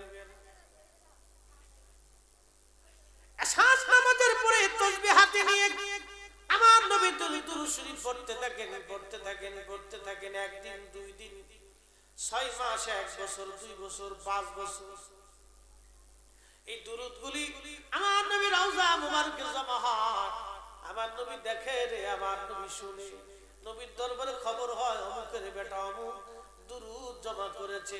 1 দিন, 2 দিন, 3 দিন, 1 বছর, 2 বছর, 5 বছর দেখবেন গো রহমতে আলা নবী আপনার কুরে করে নবী তশরিফ গ্রহণ করেছেন। আওয়াজ তুলে বলা যাবে কি ইয়া রাসূলুল্লাহ, হে রাসূল তোমায় ভালোবাসি অন্তরে শুধু মুখে নয়, জান্নাতের আশা নয় হে রাসূল, জাহান্নাম কেউ ডরি না। জান্নাতের আশা নয় হে রাসূল, জাহান্নাম কেউ ডরি না। তোমায় পাওয়ার আশা মন ছুটে যায় মদিনা, এ আশিক দিদার দাও না, আর দূরে থাকিও না। এ আশিক দিদার দাও না, আর দূরে থাকিও না। হে রাসূল তোমায় ভালোবাসি অন্তরে শুধু মুখে নয়, জান্নাতের আশা নয় হে রাসূল, জাহান্নাম কেউ ডরি না। ইমাম কাসিম শহীদ ইমাম আলী আকবর আসছে বাবার সামনে যুদ্ধের পোশাক পরে, বাবা বিদায় দাও। আলী আকবর রে তুই থাক, আমার সন্তান তুমি থাকো গো। আলী আকবর বলে বাবাজি ওই যে দেখেন আমার বড় ভাই ইমাম কাসিম ঘুমিয়ে আছে, আমার মন চায় ভাইয়ের পাশে শহীদানদের কাতারে ঘুমাই থাকি, ক্ষমা করবেন গো আব্বা জান আমাকে বিদায় দেন। চলে গেলেন জিহাদের ময়দানে। সেই দিন বাবার চোখের সামনে সন্তান বিদায় নিলেন প্রচন্ড জিহাদে। সেই দিন সন্তান শাহাদাতের সুদা পান করলেন, শহীদ হলেন ইমাম আলী আকবর। এরপরে হযরত ইমাম জয়নুল আবেদিন রাদিয়াল্লাহু আনহু তিনি একই কথা বললেন, কিন্তু অসুস্থ ছিলেন বিদায় তিনি উঠতে পারেন নাই। আরে নবীর উম্মত, নবীর উম্মত সেই দিন হযরতে শাহরবাগ তিনি ছিলেন হযরত ইমাম হুসাইন রাদিয়াল্লাহু আনহুর স্ত্রী, পারস্য সাম্রাজ্যের নাতি ছিলেন তিনি। শাহরবাগ বলতেছে স্বামী হে এই সন্তানটাকে আলী আসগরকে আমি আপনার সামনে তুলে দিলাম গো, আপনি তাকে নিয়ে ময়দান থেকে একটু পানি পান করায় নিয়ে আসেন। আজকে 3 দিন তার মুখের মধ্যে কোনো পানি দিতে পারি না। ছেলেটা ক্ষুধার্ত তৃষ্ণার্ত, 3 দিন কান্না বন্ধ হয় না। খাবারের অভাবে আমি নিজেও একবারে শুকনা হয়ে গিয়েছি, আমার শরীরেও কোনো যশ নাই, একবারে কঠিন অবস্থা। আমি বাচ্চাকে কিছুই দিতে পারি না গো। ওই বাচ্চাটাকে নিয়ে গেলে হয়তো ওদের মনে বড় মায়া লাগতে পারে। সন্তানকে বুকে করে ইমাম হুসাইন গেলেন, যায় সন্তানটাকে তুলে ধরে বললেন, আরে ইয়াজিদের সৈন্যরা দিবি আমার বাচ্চাটাকে একটু পানি। তোমাদের দৃষ্টিকোণে আমি অপরাধী হতে পারি, কিন্তু আমার কোলের বাচ্চা তো কোনো অপরাধ করে নাই রে, দিবা আমার সন্তানটাকে একটু পানি দাও।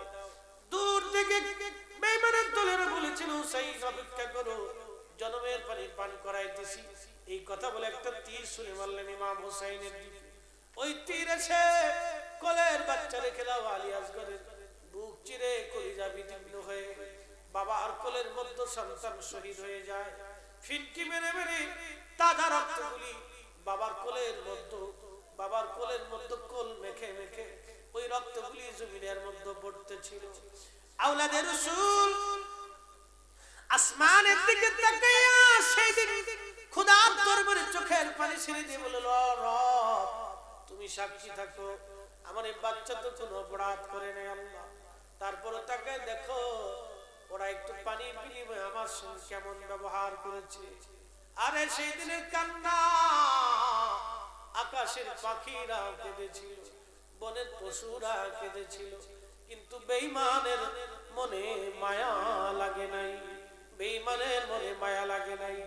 আওলাদে রাসূল সন্তানকে রেখে দিয়ে নিজে জিহাদের পোশাক পরলেন, সবুজ পাগড়ি মাথায় বাঁধলেন, আমির হামজা বল্লম ঠেকাই দিলেন, জুলফিকার তলোয়ার হাতে নিলেন, হাতে নিয়ে যুদ্ধের ময়দানে রওনা দিবেন। হযরতে জয়নব রাদিয়াল্লাহু আনহাকে ডেকে বলে, ভাই বোন জয়নব, আমার অবর্তমানে এই ফ্যামিলির মধ্যে তুমি আমার পরেই তুমি ফ্যামিলির মুরব্বী। জয়নব রে, আমার জয়নুলকে তোমার কাছে আমানত রেখে গেলাম, আমার জয়নুলের মনে কষ্ট দিবি না, আমার সকিনারের লাশের পাশে আসতে দিবি না। জয়নব রে, ও জয়নব সাবধান, যদি কোনোদিন মদিনায় যাও, মদিনায় যাওয়ার সুযোগ হয়, দুনিয়ার কোন রাজা বাচ্চার কাছে আমার হত্যার ফয়সালা আনতে যাইবা না, দুনিয়ার কোন রাজা বাচ্চার কাছে আমার হত্যার ফয়সালা আনতে যাবি না। জয়নব রে, যদি কোনোদিন মদিনায় যাও, আমার নবী রওজা মুবারকের পাশে দাঁড়ায়া দাঁড়ায়া আমাদের 3 দিনে দুঃখ কষ্টের কথাগুলি নানের জানাইবি। কিতাবের মধ্যে আছে, যেই দিন হযরত জয়নব রাদিয়াল্লাহু আনহা মদিনায় পৌঁছাইছিলেন, ইমাম হুসাইন শহীদ হওয়ার 40 দিন পরে মদিনায় পৌঁছাইলেন। মদিনায় যাওয়ার পরে ফ্যামিলি সহ ইমাম জয়নুল আবেদিন রওজা শরীফের পাশে ছিলেন। হযরত জয়নব রাদিয়াল্লাহু আনহা একটু দূরে ছিলেন, মহিলারা দূরে ছিলেন, ইমাম জয়নুল আবেদিন রওজার পাশে দাঁড়ায় দাঁড়ায় 3 দিনের করুণ কারবালার কথাগুলি যখন উনি বলেছিলেন, মদিনার মানুষেরা হাউমাউ হাউমাউ করে কেঁদেছিল, মদিনার মানুষেরা হাউমাউ হাউমাউ করে কেঁদেছিল। ইমাম জয়নুল আবেদিনের হাতে যখন মানুষ পানির পেয়ালা দিত, হুজুর শরবত পান করেন, পানি পান করেন, পানির পেয়ালা হাতে নিয়ে হাতগুলি কেঁপে কেঁপে কেঁপে কেঁপে পানির পেয়ালাগুলো জমিনের মধ্যে পড়ে যাইত। লোকেরা জিজ্ঞেস করেছিল, হুজুর কত মানুষ পানি পান করে গো, আপনি পানি পান করতে গেলে হাতগুলি কেঁপে কেঁপে জমিনের মধ্যে পানির পেয়ালাগুলি কেন পড়ে যায়? জয়নুল আবেদিন বলেছিল, দুনিয়ার মানুষ, আমি কারবালার একমাত্র বেঁচে যাওয়া সাক্ষী, আমি কারবালার দিনে যে করুণ দৃশ্যগুলি আমি দেখেছি, তোমরা যদি দেখতা জীবনেও কোনোদিন পানি পান করতে পারতা না, তোমরা যদি করুণ কঠিন কষ্টগুলি দেখতা জীবনেও কোনোদিন পানি পান করতে পারতা না। রে নবীর উম্মতেরা, রে নবীর উম্মত, এই কঠিন সময়ে তারা দ্বীনের মাযহাব বলে যায়, বাতিলের কাছে মাথা নত করেন নাই, বাতিলের কাছে মাথা নত করেন নাই। এই কঠিন সময়ে সেই দিন মিথ্যার কাছে তারা মাথা নত করেন নাই। যদি সেই দিন তারা মাথা নত করতেন, আজকে নবীর উম্মত বাতিলের কাছে মাথা নত করত, সুন্নিয়ত জমিনের মধ্যে জিন্দা থাকতো না, সুন্নিয়ত চিরদিনের জন্য ধ্বংস হয়ে যাইত। এ ভাইরা আমার, বন্ধুগণ, দাস্তে কারবালার কথাগুলি কোন ভাষায় বললে যে আপনারা বুঝবেন? ইমাম হুসাইন যুদ্ধের ময়দানে চলে গেলেন। যুদ্ধের ময়দানে অনেকক্ষণ যুদ্ধ হলো, প্রচন্ড যুদ্ধে একা লড়াই করেছিলেন। একটু কি কখনো চিন্তা করেন নিজের চোখের সামনে সন্তানরা শহীদ হয়েছে, নিজের চোখের সামনে আপনজনেরা আত্মীয় স্বজনরা শহীদ হয়েছে, নিজের চোখের সামনে নিজের ছোট্ট কলিজার টুকরা কোলের ভিতরেই বাবা শহীদ হয়েছে, নিজের চোখের সামনে সন্তানরা ক্ষুধার্ত তৃষ্ণার্ত বাবা হয়ে পানি পান করাইতে পারে না। এই কঠিন সময়ে ওনার জিহাদি জজ্বা হারিয়ে যায় নাই, ভয় উনি পান নাই। ইমান দীপ্ত বীর মুজাহিদ জিহাদের ময়দানে একা একা লড়াই করেছিলেন, বাতিলের কাছে মাথা নত করেন নাই, একা একা লড়াই করেছিলেন। উনি দেখাই দিয়ে বললেন, এই নানের উম্মত, দেখো দেখো দেখো, তোমরা আমার কাছ থেকে শিখে নাও, কখনোই কখনোই বাতিলের কাছে মাথা নত করবে না। এই জমিনের দ্বীন কায়েমের জন্য, নবীর আদর্শ কায়েম করার জন্য জিহাদের ময়দানে নিজের জীবন দিবে, কিন্তু পালায় আসবে না। এটাই ছিল নবীর হযরত ইমাম হুসাইনের কারবালার শিক্ষা। আওয়াজ তুলে বলেন ঠিক না বেঠে? আরে ওই বুঝি রে যাই রে শুনা, কারবালার মাতম জারি। হযরত ইমাম হুসাইন শহীদ হয়ে যাওয়ার পরে ওনার মাথা মোবারক বাবা কেটে ফেলে দেওয়া হলো, সম্পূর্ণ দেহ থেকে মাথা মোবারক আলাদা করা হলো।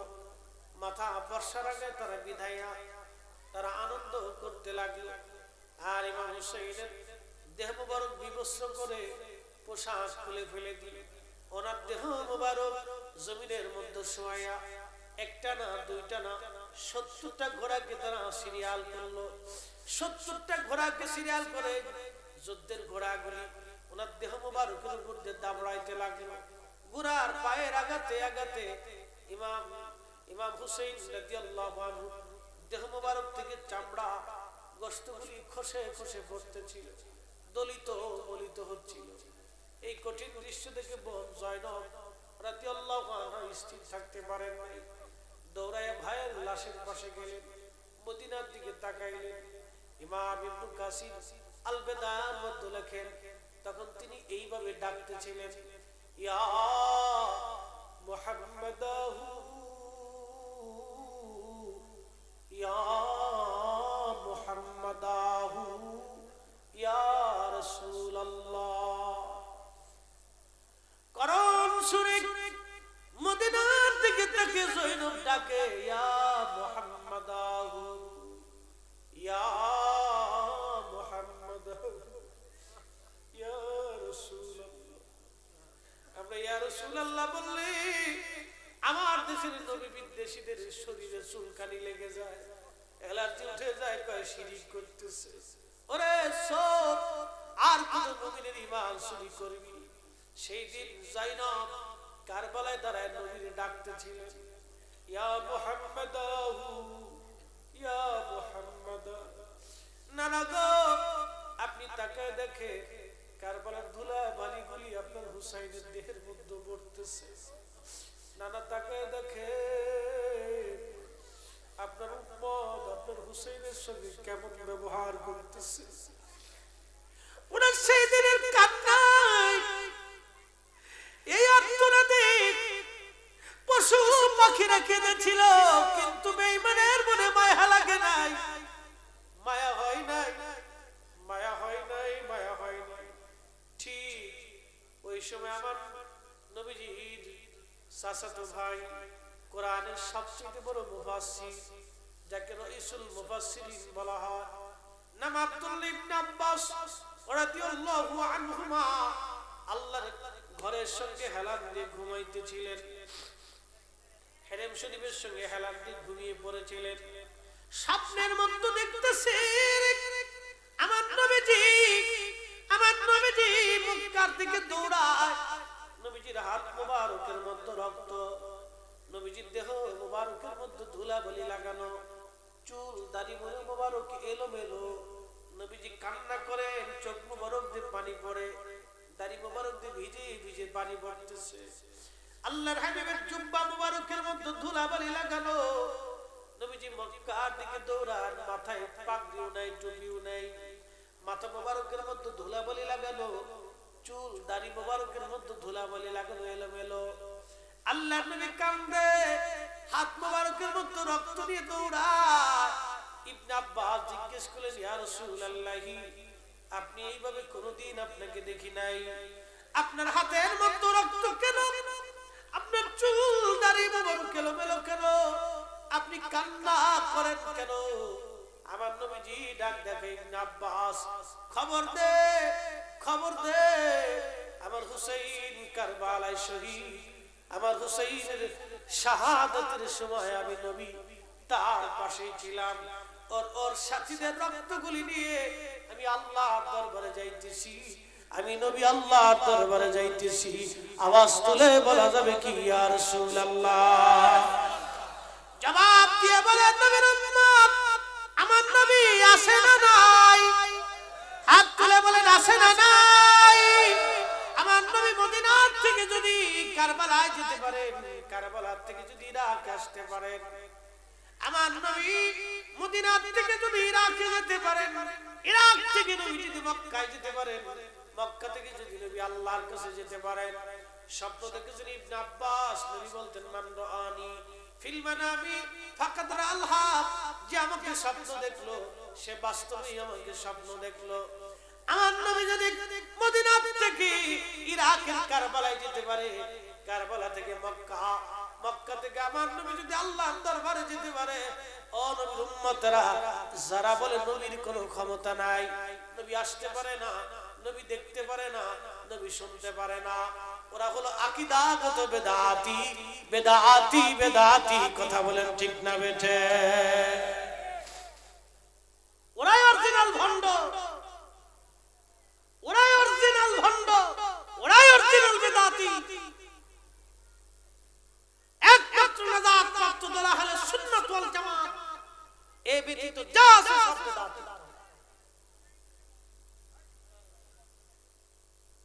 লালন ফকির, ফকির মানুষ, কত চমৎকার লেখছে, তোরা কে যাবি নবীর নৌকাতে আয়, তোরা কে যাবি নবীর নৌকাতে আয়, রূপকাঠির ওই নৌকা খানি, রূপকাঠির ওই নৌকা খানি নাহি ডুবার ভয়, তোরা কে যাবি নবীর নৌকাতে আয়, নবী না মানে যারা মহাহেদ কাফের তারা এ দুনিয়া। চিৎকার মেরে জোরে করেন না ঠিক না বেঠে? কষ্ট হচ্ছে? আরে এটা ফকির মানুষ কি লেখছে, লেখছে শিখলো নাকি বুঝে আসে না, মাঝে মধ্যে মাথায় ধরে। হ্যাঁ, ইমান চুরি হয়ে যাচ্ছে বাবা, ইমান চুরি হয়ে যাচ্ছে। ইমাম হুসাইন রাদিয়াল্লাহু আনহু মাথা মোবারক নিয়ে যা হলো সিরিয়ায়, কোন জায়গা? সিরিয়াতে নিয়ে যাওয়ার পরে ইয়াজিদ হুকুম দিল, এই মাথা পুরা সিরিয়ার অলিতে গলিতে বাজারে ঘাটে প্রদর্শন করো, মানুষের দেখাও। ইমাম হুসাইনের মাথা মোবারক সিরিয়ার অলি গলি দিয়ে ঘুরিয়ে ঘুরিয়ে দেখাইতেছিল।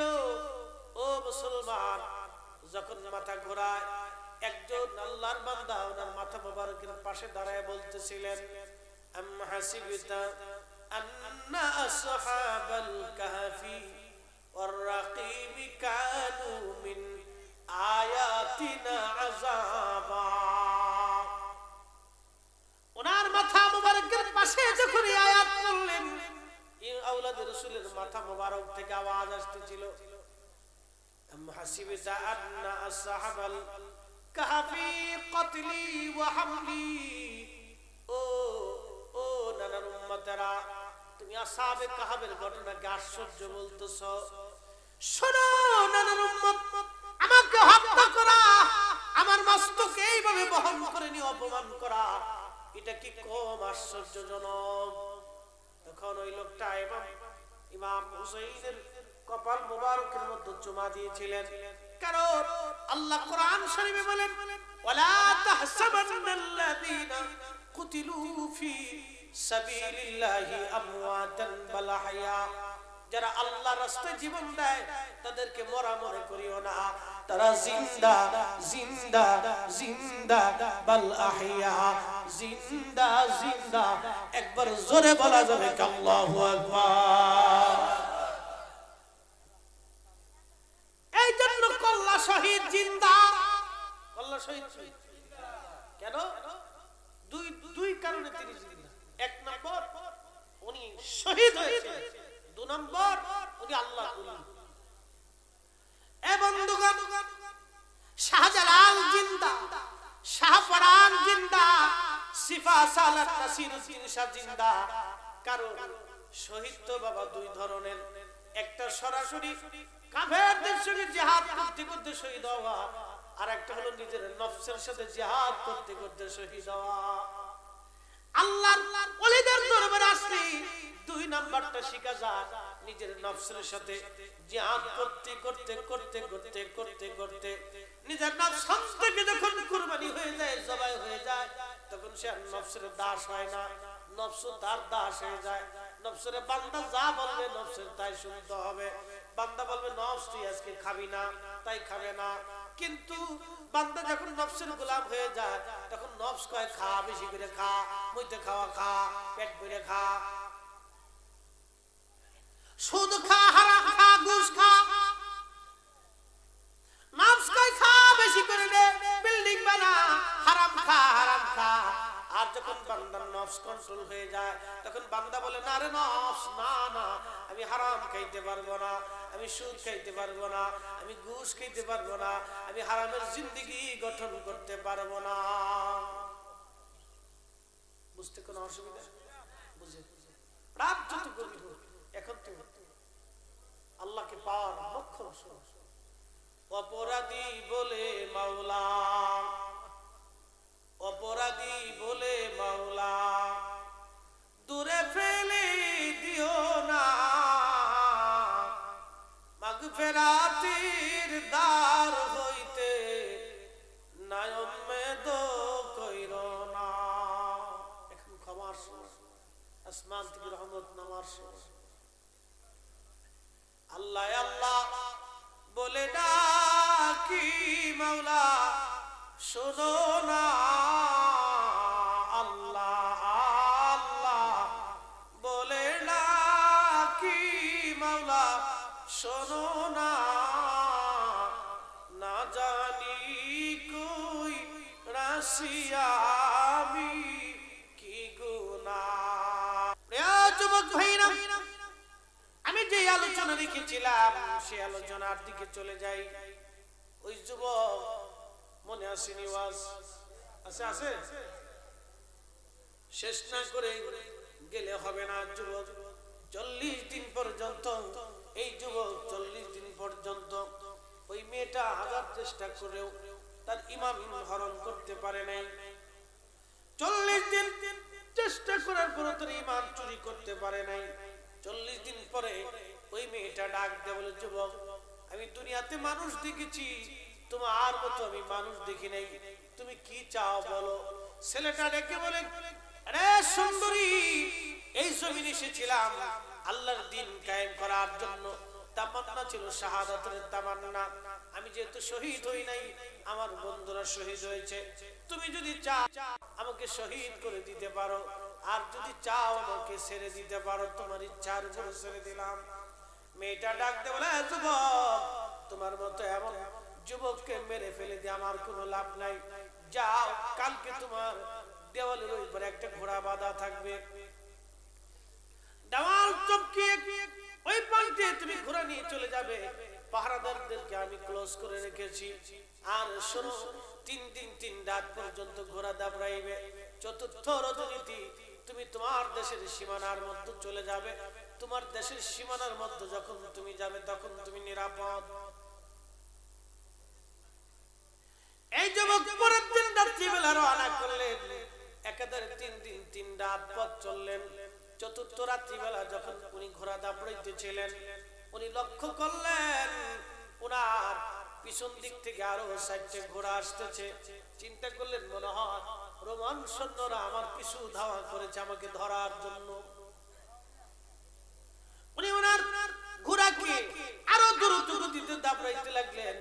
ঘোড়া দৌড়ায় কিন্তু পিছের ঘোড়ার সঙ্গে পারলেন না। পিছনের 4টি ঘোড়া, 2টি ঘোড়া ডান পাশে, 2টি ঘোড়া বাম পাশে, সমানে সমান চলতেছে। উনি মাঝখানে, মোট 5টা ঘোড়া এক সিরিয়ালে দৌড়াচ্ছে। ডান দিকে তাকায় দেখে রে সর্বনাশ, যে বন্ধু তার চোখের সামনে শহীদ হয়েছিল, এই ডান পাশের 2 ঘোড়ায় 2 বন্ধু বসে আছে। বাম দিকে তাকায় দেখে বাম পাশের ঘোড়ায় বাম দিকের 2 বন্ধু বাম পাশে বসে আছে। একবার আওয়াজ তুলে বলা যাবে আল্লাহু আকবার। ডান পাশে 2 বন্ধু, বামে 2, 4 জন শহীদ। আশ্চর্য সেনাপতি আমর জিজ্ঞেস করলে, হ্যাঁ বন্ধু, তোমরা না শহীদ? তোমরা না শহীদ? তোমরা শহীদ? এরপরে কেমনে করে ঘোড়ার পিঠে চড়ে আমার পিছু নিয়েছো, বিষয়টা বুঝলাম না। তখন ওই শহীদরা বলল, বন্ধু তুমি কি কোরআনের আয়াত পড়ো নাই? আল্লাহ কোরআনে বলেছেন, ওয়ালা তাকুলু লিমান ইউকতালু ফি সাবিলিল্লাহি আমওয়াতান বাল আহইয়া।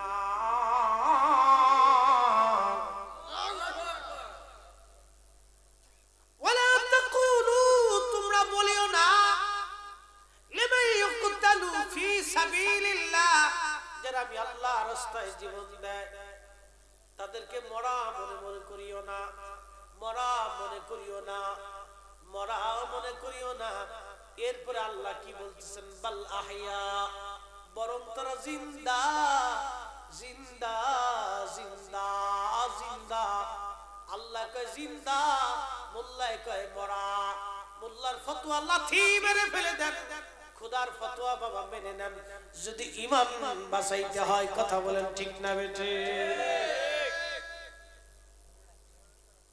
আল্লাহ বলে জিন্দা, মোল্লা বলে মুর্দা। কই যাইতে? আল্লাহ বলে কি, মোল্লা বলে কি? লাথি মার, মোল্লার ফতোয়া গ্রহণ কর, আল্লাহর ফতোয়া। ওয়ালা তাহসাবান্নাল্লাযীনা কুতিলু ফি সাবিলিল্লাহি আমওয়াত। আল্লাহ বলে আমি আল্লাহর রাস্তায় যারা জীবন দেয় তাদেরকে মরা মনে করিও না, মরা মনে করিও না। বাল আহইয়া, 2টা আয়াতে আল্লাহ বলেন বাল আহইয়া, বরং তারা জিন্দা, বরং তারা জিন্দা। ওয়ালাকিন লা তাশউরুন, তোমরা বুঝো না। আল্লাহকে তোরা বুঝোস না, তো হাবি বুঝবে কেমন? কি কথা বুঝেন না? আল্লাহ তো নিজেই কই তোরা বুঝোস না, তো হাবি বুঝবে কেমন? এটা বুঝাইবি না? অন্তত তো বহর বেড়ে গেছে, নষ্ট হয়ে গেছে। ডাক দিয়ে বলে, বন্ধুরা তোমরা যে ডানে বামে আমার সাথে চলতেছো, কোথায় যাও, কারণ কি? বলে, বন্ধু খলিফাতুল মুসলিমিন ওমর ইবনে আব্দুল আজিজ আজকে রাত্রিবেলা ওনাকে শহীদ করা হয়েছে। আমরা শহীদরা যাইতেছি আর এক শহীদের জানাজার নামাজে অংশগ্রহণ করার জন্য। একসাথে বলা যাবে কি আল্লাহু আকবার? ও নবীর উম্মত, আমার দেশের মুরব্বীরা ওয়াজ করে কেন নবীর শেষ, নবী মরে গেছে, নবীর আর কোনো কাজ নাই। ওরে সূরার ঘরে সূরা কোন কিতাবে পাইছো? নবী মরে গেছে, নবীর আর কোনো কাজ নাই। আজ থেকে 600 বছর আগে ইমামুল হুফাজ ইমাম সুয়ুতি আল হাবিবুল ফতওয়ালা দেখিয়া বি হায়াতিল আনবিয়া, এই অধ্যায়ের মধ্যে তিনি লিখেছেন আমার নবীর ইন্তেকালের পরে 6টা কাজ এখনো দুনিয়ার মধ্যে আছে। তার অন্যতম কাজ হলো যখন আশিক উম্মত মারা যায়, আমার নবী তার জানাজায় এসে শরীক হয়ে ওই জানাজাকে কবুলিয়তের যোগ্য বানাই দিয়ে যায়। একবার আওয়াজ তুলে বলা যাবে কি ইয়া রাসূলুল্লাহ? এ হাত তুলে বলেন ইয়া রাসূলুল্লাহ, আমাদের নবী আছে না নাই? যারা বলবে নবী নাই ওরা বেদাতি, বেদাতি। কথা বলেন ঠিক না বেঠি? দুঃখের বিষয় হলো সত্য, এখন সোর গার্জিয়ান কইতেছে তুই সোর। আমরা সুন্নিরা হলো অরিজিনাল গার্জিয়ান, আমার এখন কে বেদাতি। চিন্তা করতে পারছে আমরা বেদাতি না? আরে সাতার বেদাতি শুয়ে থাক, সরে উল্টা গ্যারাজ থেকে চোর করতেছে, গ্যারাজ থেকে চোর কই যাইতে হবে। এই হলো অবস্থা আমাদের দেশে। এই নবীর উম্মতেরা, তখন সেনাপতি আমর বলতেছে, বন্ধুরা তোমরা জানাজায় যাচ্ছ। ওরা বলতেছে, বন্ধু তুমি কি তোমার দেশে যাবা? বলে হ্যাঁ যাবো। তুমি কি তোমার দেশে যাবা? বলে হ্যাঁ। ঠিক আছে, তাহলে এক কাজ করো, বলে এক কাজ করো, দেশে যেহেতু যাইবা তাহলে তুমি চক্ষু বন্ধ করো, আমরা দুই পাশে দুইজন তোমার হাতের ডানা ধরতেছি, চোখ না খুলতে বললে খুলবে না। মারহাবা বলা যাবে না? সেনাপতি আমর বললেন ঠিক আছে। চোখ বন্ধ করলেন, দুই বন্ধু দুই পাশের হাতের ডানা ধরলেন। ডানা ধরার কিছুক্ষণ পরে বললেন চক্ষু খোলো। চোখ খুলে দেখে উনি ওনার বাড়ির সামনে দাঁড়ায় দিচ্ছে। বাড়ি যায় করবে সুবহানাল্লাহ, কিন্তু সুবহানাল্লাহ কর দরকার নাই। সুবহানাল্লাহ বুড়ো হয়ে গেছে, আপনারা বুড়ো হয়ে গেছে নাকি? একসাথে জোরে বলো সুবহানাল্লাহ। কি আশ্চর্য একটা কথা, আপনি কল্পনা করতে পারবেন? এদিকে ছেলের হাতের মোয়াজ চাইলেই পাবেন যে দুই শহীদ তার দুই পাশে ডানা ধরেছে, মুহূর্তের মধ্যে সে বাড়ির সামনে। এটা কি এক আশ্চর্য, কি এক আশ্চর্য কারামত। শহীদদের ইন্তেকালের পর বালাহিয়াত জিন্দা, এটাই আল্লাহর বিধান। ওয়ালা কিল্লা তাশউরুন, তোমরা অনুধাবন করো না, তোমরা বুঝোই না, এটা তোমরা জানোই না, তোমাদের খবরই নেই। আমাদের চোখ নেই, আমরা দেখি, আমাদের দিল মরে গেছে। এটা মরতে মরতে মরতে মরতে এমন হয়েছে, এটার ভিতরে আমি কিছু ডুবে না, নষ্ট হয়ে গেছে। গুনাহ করতে করতে করতে করতে করতে করতে এমন জং পড়ছে, জিকির করলেন যতবার জিকির আল্লাহ শব্দ দিয়েছেন ততটা গুনাহ ঝরে গেছে। সুবহানাল্লাহ বলা যাবে না? যতটা জিকিরে আল্লাহ আল্লাহ শব্দ বলেছেন, আমরা তো আপনারা তো অনেক সময় জিকিরের সময় বাহানা করেন, এই মিয়া জিকির আল্লাহর ইবাদত। দলবদ্ধভাবে জিকির করা সাহাবায়ে কেরামের তরিকা। আন্না রাফা সাউতি লিযিকরিহি ইয়ানসারিফুন নাসু মিনাল মাকতুবা কানা আলা হাদিন নবী সাল্লাল্লাহু আলাইহি ওয়াসাল্লাম রাওয়াহু বুখারী। ফরজ নামাজের পরে রাসূলের জামানায় সাহাবায়ে কেরাম দলবদ্ধভাবে জোরে জোরে জিকির করতেন, আল্লাহ আল্লাহ আল্লাহ। আন্না রাফা সাউত, জোরে জোরে জিকির করতেন। আর আমরা জিকিরে গেলে খালি জীবন আল্লাহ করতেছে, হলটি মুরগির মতো জীবন জীবন কেন? আল্লাহ নাম নিতে অসুবিধা কোথায়? পান তো ঠিক মতো খাইলেন, পান খাওয়ার সময় আল্লাহর দেওয়া জবান দিয়ে খাইলেন, ভাত খাওয়ার সময় খাইলেন, মাছ খাওয়ার সময় খাইলেন, চা খাওয়ার সময় খাইলেন, লাস্টে বিড়ি দেওয়া টানলেন, এইটাও টানছে। তো সবই তো জবান দিয়ে খাইলেন, তো আল্লাহর জিকিরটা করতে অসুবিধা কোথায়? এটা ছাড়বেন না কখনো, বেশি বেশি করে জিকির করবেন, যত বেশি পারেন জিকির করবেন। এই জন্য দেখবেন তরিকতের সবকের ভিতরে একটা সময় আছে জিকির করার জন্য। ইউসাব্বিহু লিল্লাহি মা ফিস সামাওয়াতি ওয়া মা ফিল আরদ, আসমান জমিনে সব আল্লাহর জিকির করে। এই গাছ আল্লাহর জিকির করে, যে কুকুরকে লাঠি দিয়ে পিটিয়ে মারছিল কুকুর আল্লাহর জিকির করে। কিন্তু গাছ কখনো জান্নাতে যাবে না, ও কুকুর কখনো জান্নাতে যাবে না, এ গরু কখনো জান্নাতে যাবে না, এ মহিষ কখনো জান্নাতে যাবে না, এ ছাগল কখনো জান্নাতে যাবে না, মুরগা কখনো জান্নাতে যাবে না, এ মোরগ কখনো জান্নাতে যাবে না। কিন্তু তারপরে রাত ৩টের সময় মোরগ, আসমানের মোরগ যখন ডাক দেয়, দুনিয়ার মোরগও তখন ডাক দেয়। আসমানের মোরগ যখন আজানের সময় ডাক দেয় ফজরের ওক্তে, দুনিয়ার মোরগও তখন আজানের সময় ডাক দিচ্ছে।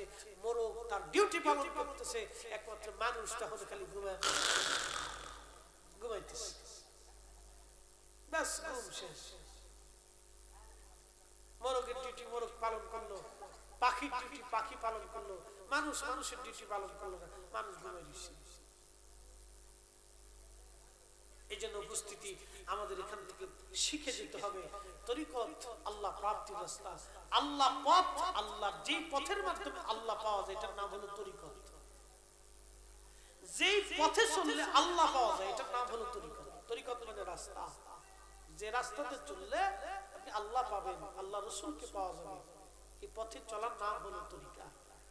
আমরা কেন বাইউন, নিজেকে আত্মসমর্পণ করেছি, বিক্রি করেছি পীর মুর্শিদের কাছে, এটা আমাদের বুঝে পথ চলতে হবে। এই জন্য জিকিরের একটা সবক আপনারা ইনশাআল্লাহ এই জিকিরটা আদায় করবেন। বাড়ি থাকেন, যেখানে থাকেন, হাঁটতে থাকেন, খাইতে থাকেন, ঘুমাইতে যান, ব্যবসায় যান, বাণিজ্যে যান, করেন জিকির, অসুবিধা নেই। আপনি হাঁটতেছেন, জিকির করতে করতে হাঁটেন, অসুবিধা নেই। দুনিয়ার মানুষ পাগল করবে না ছাগল করবে, দুনিয়ার মানুষের পাগল ছাগল দিয়ে আপনি কি করবেন? কি কথা ঠিক না? দুনিয়ার মানুষ চিন্তা করলে কিছু যায় আসে? আমার কবরে কি দুনিয়ার মানুষ যায় পাহারা দিবে? কেউ পাহারা দিবে না। আপনার কবরে কেউ যে লাঠি নিয়ে পাহারা দিবে না, ফেরেশতারা লাঠি নিয়ে খাড়াই দিয়েছে, তোরা আইসলে কিন্তু দুনিয়ার মানুষের পাহাড়ে কাজ হবে না। অতএব আমার কাজ আমাকে করে যেতে হবে। আপনি হাঁটেন, খোদার জিকির করেন, বিছনাতে শোয়ার আগে এশার নামাজের পরে দুরূদ শরীফ পড়ে ঘুমান না, আপনার রাসূলকে দুরূদ নজরানা দেন, হাদিয়া দেন, একদিন দেন, 2 দিন দেন, 3 দিন দেন, 1 বছর দেন, দেখবেন রহমত আলা নবী আপনার ঘরে তশরিফ এনেছেন। সুবহানাল্লাহ বলা যাবে না? নবী তশরিফ গ্রহণ করেছেন। আজকের বয়ান থেকে আমাদের শিক্ষা হলো, 1 নাম্বার নিজের জিহাদি জজবাকে, নিজের জান মালের স্পিরিটকে আহলে সুন্নাত ওয়াল জামাতের দিকে ধাবিত রাখা। আমরা কারো কথায়, কারো বাহানায় যেন কর্ণপাত না করি, কারো কথায় যেন আমরা কর্ণপাত না করি, কারো বাহানায় যেন, ছলনায় যেন আমরা পড়ে না যাই। আমরা আহলে সুন্নাত ওয়াল জামাতের অনুসারী। আমাদের যে আকীদা আছে, এই আকীদার উপরে, এই বিশ্বাসের উপরে, এই পথের উপরে, এই মতের উপরে আমাদেরকে দায়েম কায়েম থাকতে হবে, খুব শক্ত অবস্থানে থাকতে হবে। কে কি বলল, কত যুক্তি দিল, দলিল দিল, ওটা দেখার সময় এখন আমাদের হাতে নাই। দেখেন নাই, আমাদের দলিল যুক্তির কোনো অভাব নাই, অনেক ডকুমেন্টস আছে, উপস্থিতি। অতএব ডানে বামে কোথাও থাকার সুযোগ নেই। এই জন্য মুর্শিদের আনুগত্য যারা করে তারা পথহারা হয়। মুর্শিদের আনুগত্য যারা করে তারা কখনো পথহারা হয় না। এই জন্যই পথহারা হয় না। এই জন্য আল্লাহ আউলিয়া কিরামের সোহবতে আসতে বলছেন, কুনু মা'আস সাদিকিন, তোমরা আমার সাদিকদের সোহবতে চলে যাও, আমার সাদিকদের সোহবতে যাও, আমার সাদিকদের সোহবতে যাও। দিদানে দানা ইবাদত ইবাদ, দিদানে দানা ইবাদত ইবাদ, ফতহ আবওয়াব সাআদত ইবাদ, খাক শমর দানে হক নাজির পা, খাক বরসর কুন হাসদরা হাম সুমা, গর্ত সঙ্গে খারা অমর মুরশুবি, সব সাহেব দিল রসি গওহর শুবি।